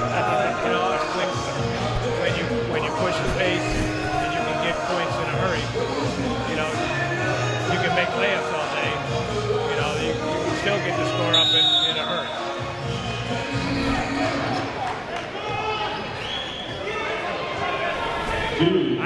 I think they could do a little more of that, some more full court pressure to try and make this more of a full court game than playing this half court slow stuff that Rochester wants to play. Going to be an offensive foul against Rock City. The big guy again, James Ewing, that's his second charge that he's picked up today. He's done a nice job in there. When you can get your big guy to do that, you're really doing something.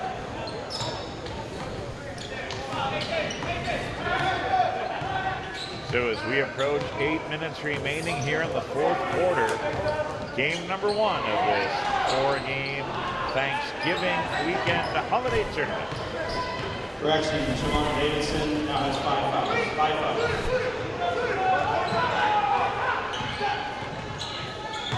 Nice pick. Little layup, and it's good. Charles Bicos. Nice finish inside. Over the big guy, but getting it to the rim.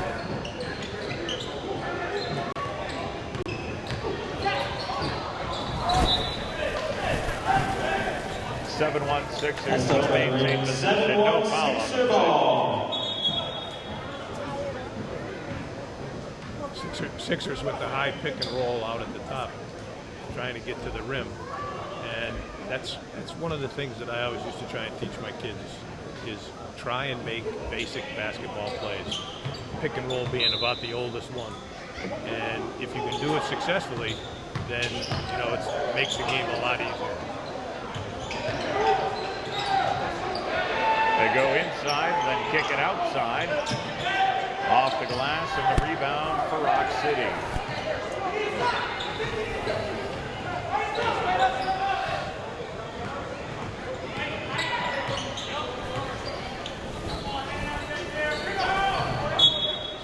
Josh Brown with a shot that goes off the rim. 7-1 Sixer ball. Nice job of the guards that time to box out. Whenever you have a three-point shot, rebounds tend to be longer, and you've got to get your little guys, or in this case your guards, to box out. Off the glass, fast break outlet. Taken by Brown. Back inside, and that's just too easy. Brown to the layup. Jerome Davidson. There's one of those basic plays. Timeout taken by Simple the backdoor 7-1 cut Sixers. behind the defense. Fans, And welcome to the they made a floor. nice The pass out of there. 7-1 Sixers kids. We got a timeout on the Make some floor, noise and for a them. seesaw game continues next here from Buffalo.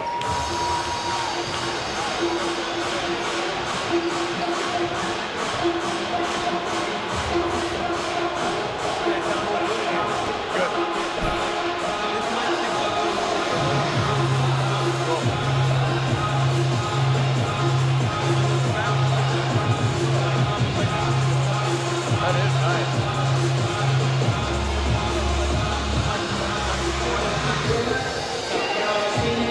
I used to holler out the race for it when I was working hockey. Come on, make some noise for everything with me, Nene.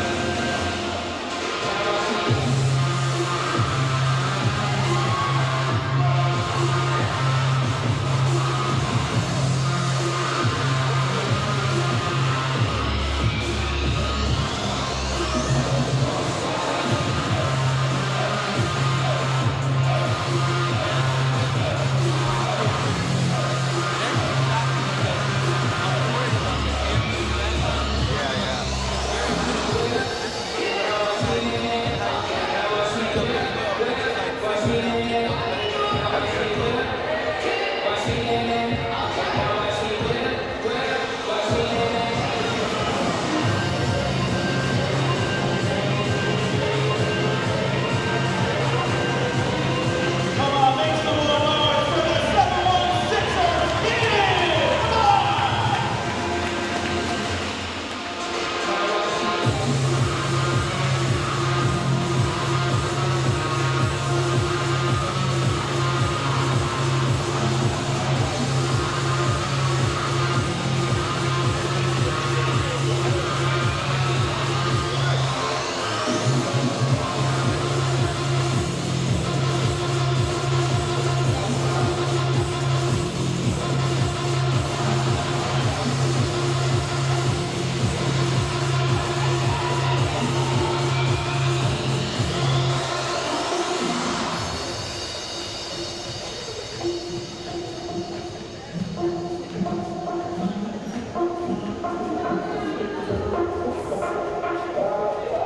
It's good to know the link works that easy too. That was my girlfriend. Yeah, real. Neither am I. You found it. Let them hear you.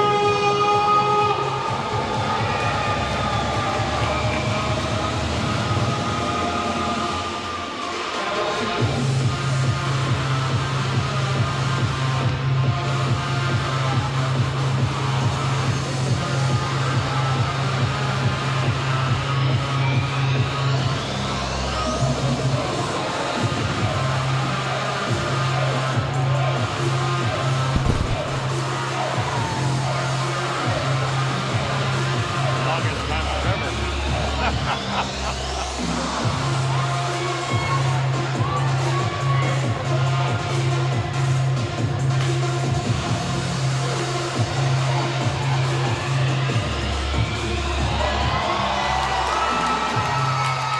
I don't know if I tried any of that might make a hit. So make some noise.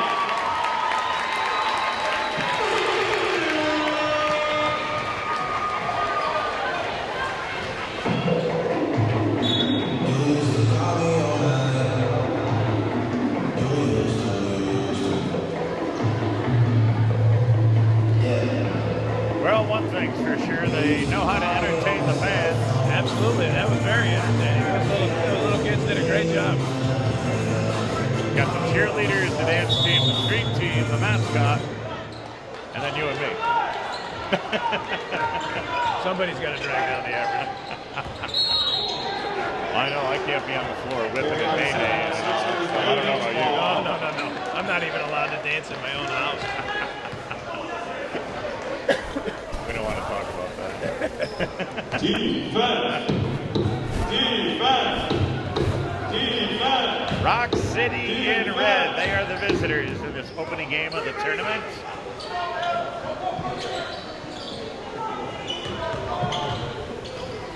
Ravens kick it outside. A contested three goes off the rim. That's a nice offensive rebound, but they can't get it to go. How about that? Sixers got away with one there. Gave up another offensive rebound.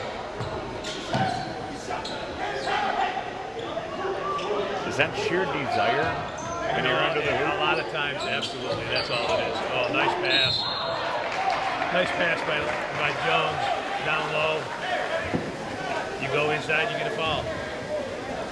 Now you're going to knock down foul shots. Fourth quarter, it's huge. This quarter, on line for the 716, number 24, Freddie Diaz.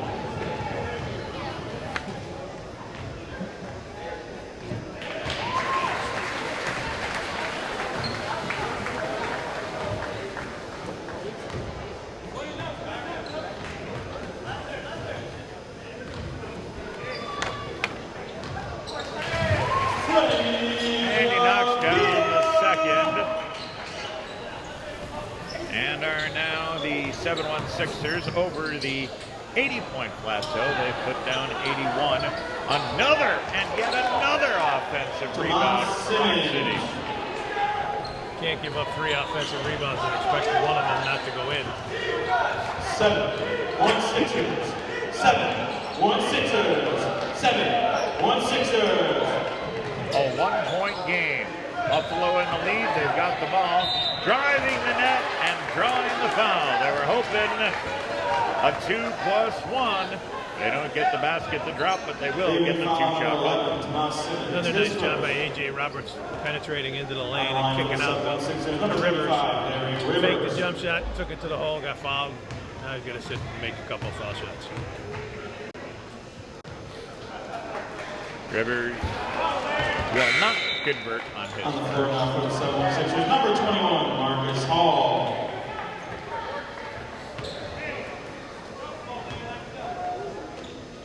Game 2 of this tournament coming up a little later today, and the teams I see are starting to file in. Makes 1 and 2. Now they got to play some defense. 5 minutes left.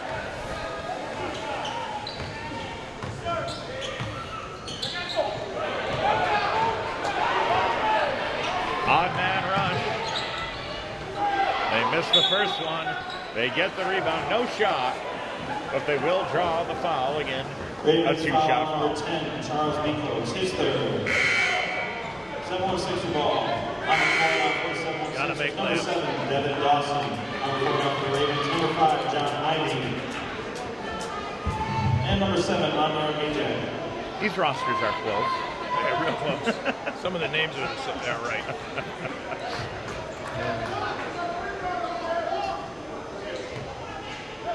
B-Codes with the foul.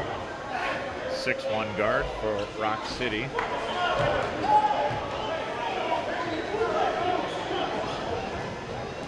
Big guy Majak is back in for Rock City. He's probably the one guy that's hurt the Sixers the most inside. They really have to do a great job the last 5 minutes of this game keeping him off the offensive glass. These free throws down the stretch in a tight game are also important. Ewing buries his second one. It's now a 3-point game. Defense!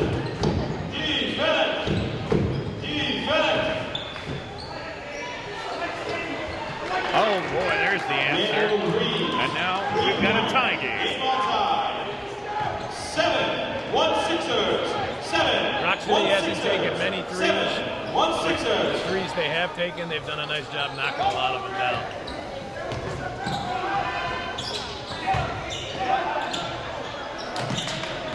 Broken play. They don't get a reset on the shot clock. And they don't need it. Marcus Hall for 3! That was a 2-point basket, I believe. No, it was 3.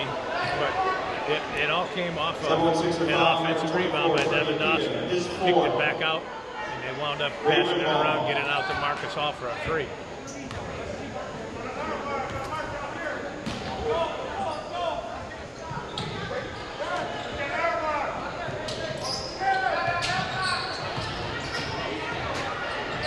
Another three-point attempts off the rim. And another offensive rebound and the foul to go with it. Insult to proverbial injury. It's up to everybody to box out on shots.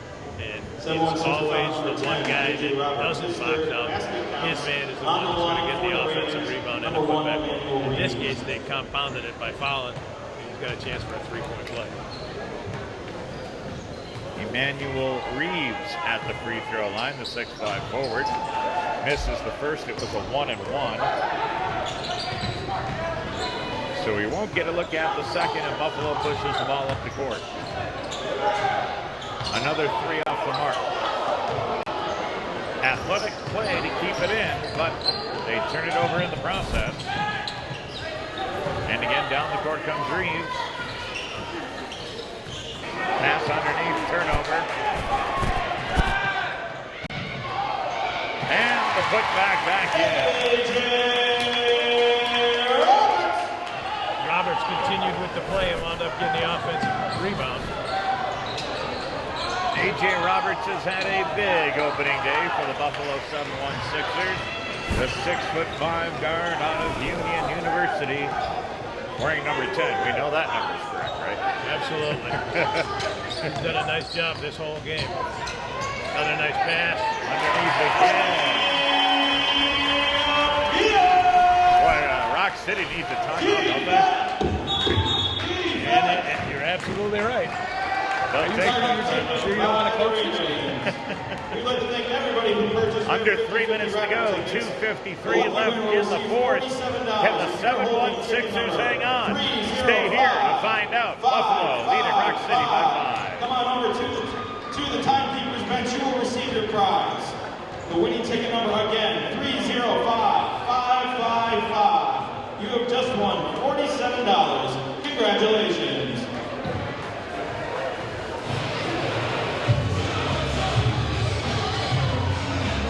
Fans, also do not forget to grab your tickets for the event for this evening. Our Buffalo Rays throwback night featuring 58 Rays legends, Ernie Dean, Gus Gerard, and Ben Ryan. Come out and watch the special games and celebrate our favorite Rays. Tickets can be purchased they can be purchased in the lobby or online.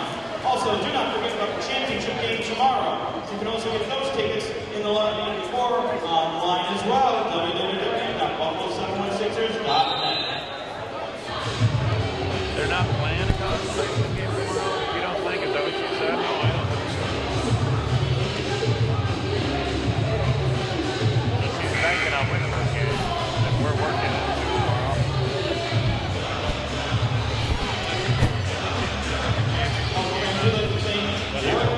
Sports management, represent our players and help them secure professional dominoes nationally and internationally as Royalty Sports Management.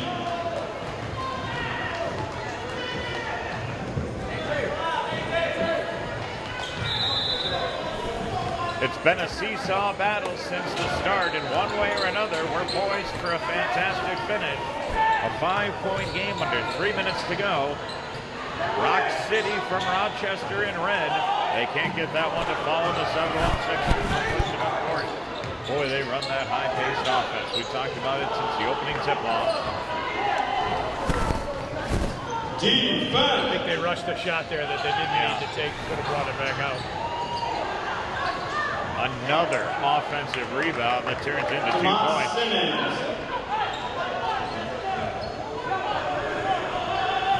Rock City has been very good on the offensive glass. Absolutely. They've probably done their best work on the offensive glass tonight.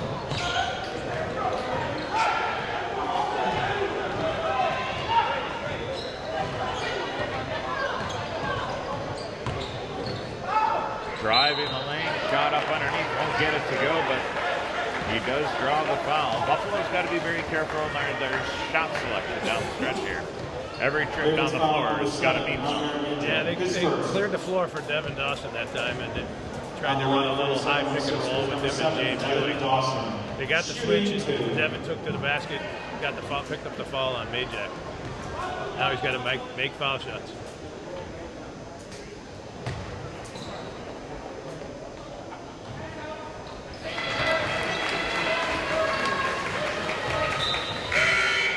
That's a big one to make it a 4-point game. Number 10, Charles Bicos. And Devin's, I think, one of the better shooters on this team. He struggled today from deep. There's no question about that. But here's a time where, as a leader, you have to step up and you got to make your foul shots. Devin Dawson, 6'3" guard. Another great rebound by A.J. Roberts. Devin Dawson playing a game in college, and that was a big rebound.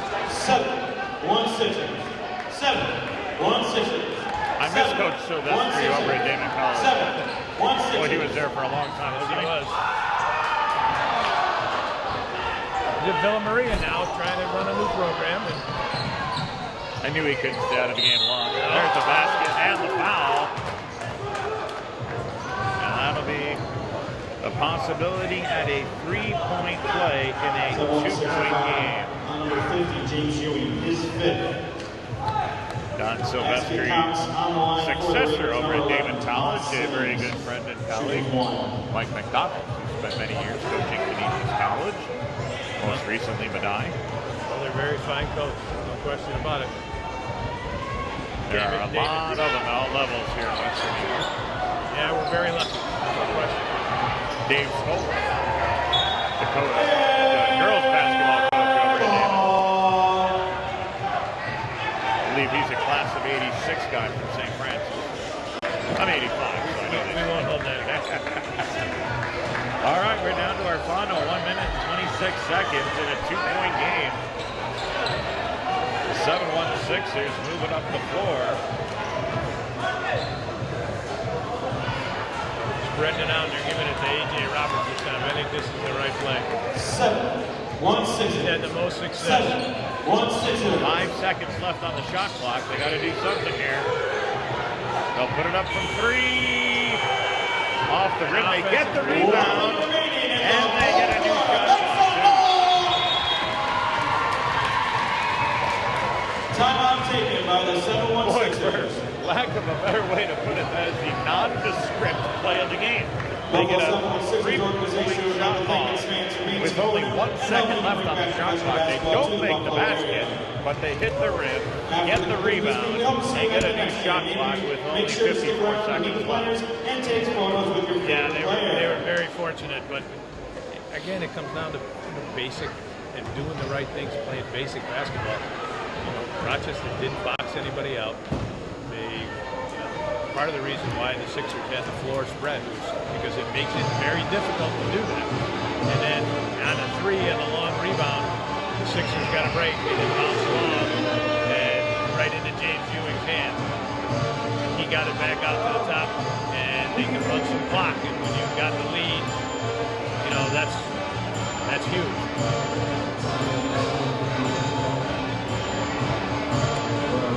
How about a nice little shout out and debt of gratitude to our engineers here today. Guys from Live 95 doing a fabulous job. Our friends over at Buffalo716ers.net. Mark was holding my hand earlier. I didn't know what to do, where to go. They do a great job, and I look forward to working all season with not only you, but these guys too. I want to hear you as loud as you can possibly get. It's always good when you work with good people. You're only as good as your producers. I've learned that a long time ago. They make us sound good. I don't know about look good, but they make us sound good. I don't know if there's enough makeup in the world for that. Underneath, stoppage, 46 seconds left. They got what they wanted. They were able to run some clock, go to the basket. Nice little pass, and now James Ewing is going to the foul line. It seems like a broken record. I keep saying it over and over again. You got to make your foul shots. You got to step up here. You got a chance to put it to 4. Missed the first one.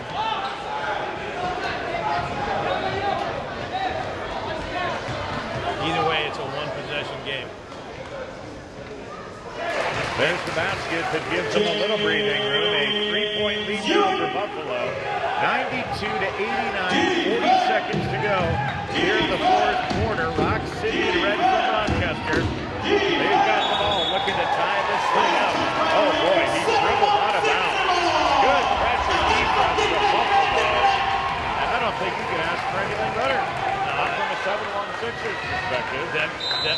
was Devin Dawson again, you know, and at least, even though he struggled on the offensive end today, he makes a defensive play.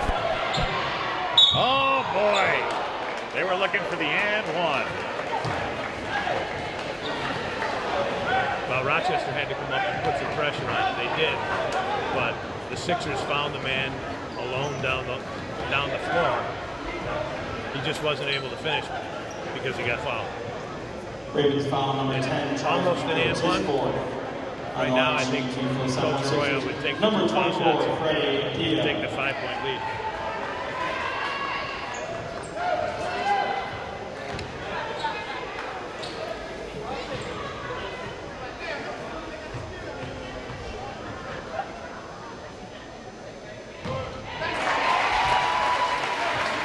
That basket makes it a 4-point lead. This one could put the game away. Only 27 seconds and a full complement of timeouts is an eternity still left to go in this game.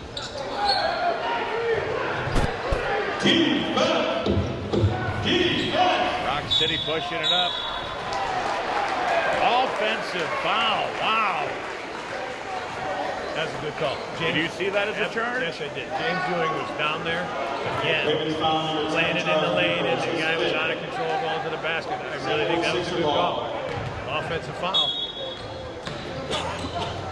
That's the last thing Rock City could afford, literally the last thing. At least if he got the defensive blocking foul, they would have gone to the free throw line.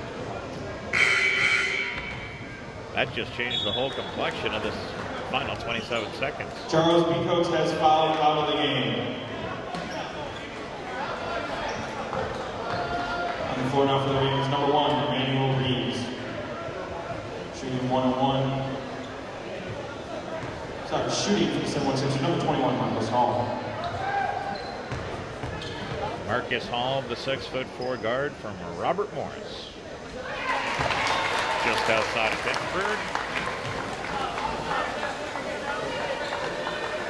Colonials entering the Atlantic Hockey Association a couple of years ago. Which, by the way, I got to walk across the street right after this and call a Canisius College Golden Griffins and Army hockey game. Looking forward to some college hockey after this. Full day. Absolutely a full day.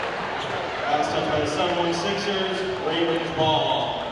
I'm going to go home and watch whatever happens to be on the big screen TV, you know. Canisius Army hockey. That might be. It might be. Just turn the sound down, that's all. 7-1 Sixers have it.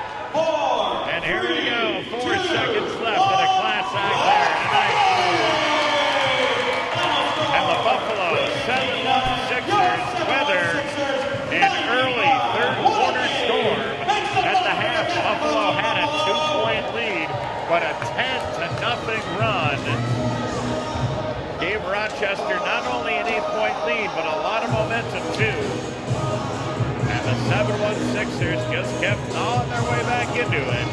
They watched a 2-point lead at the half disappear, but they come back to win it by a final score of 95-89. Now, you know, it was still a matter of the Sixers pushing the pace in the fourth quarter. You know, the pace was much more to their liking. You know, they were able to push the ball down the floor and got a nice win. And we get to see them again tomorrow. I thought perhaps the best player on the floor today for Buffalo was A.J. Roberts, number 10, the 6'5" guard from Union University. Did a great job on both ends of the floor. If you're head coach Victor Arroyo, what do you think of this game, positive and/or negative?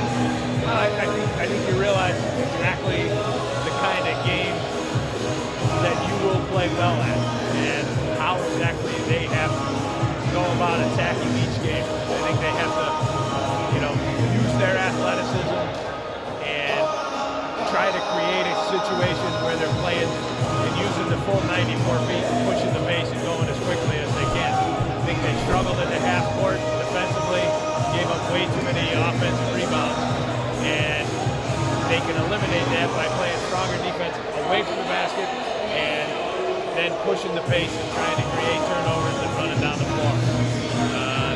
Yeah, they didn't shoot it very well, and I think they're better shooters than that. It could have been just a function of the first game of the season, trying to get into the flow of a new season.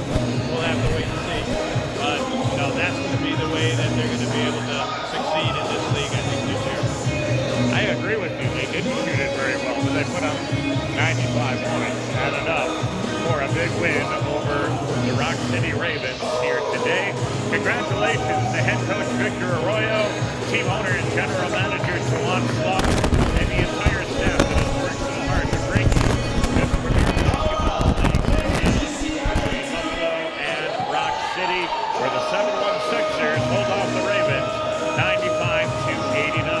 For my broadcast partner Jack Herlin and their entire crew, my name is David Miller. Thanks a lot for watching, thanks a lot for listening, and goodbye from downtown Buffalo.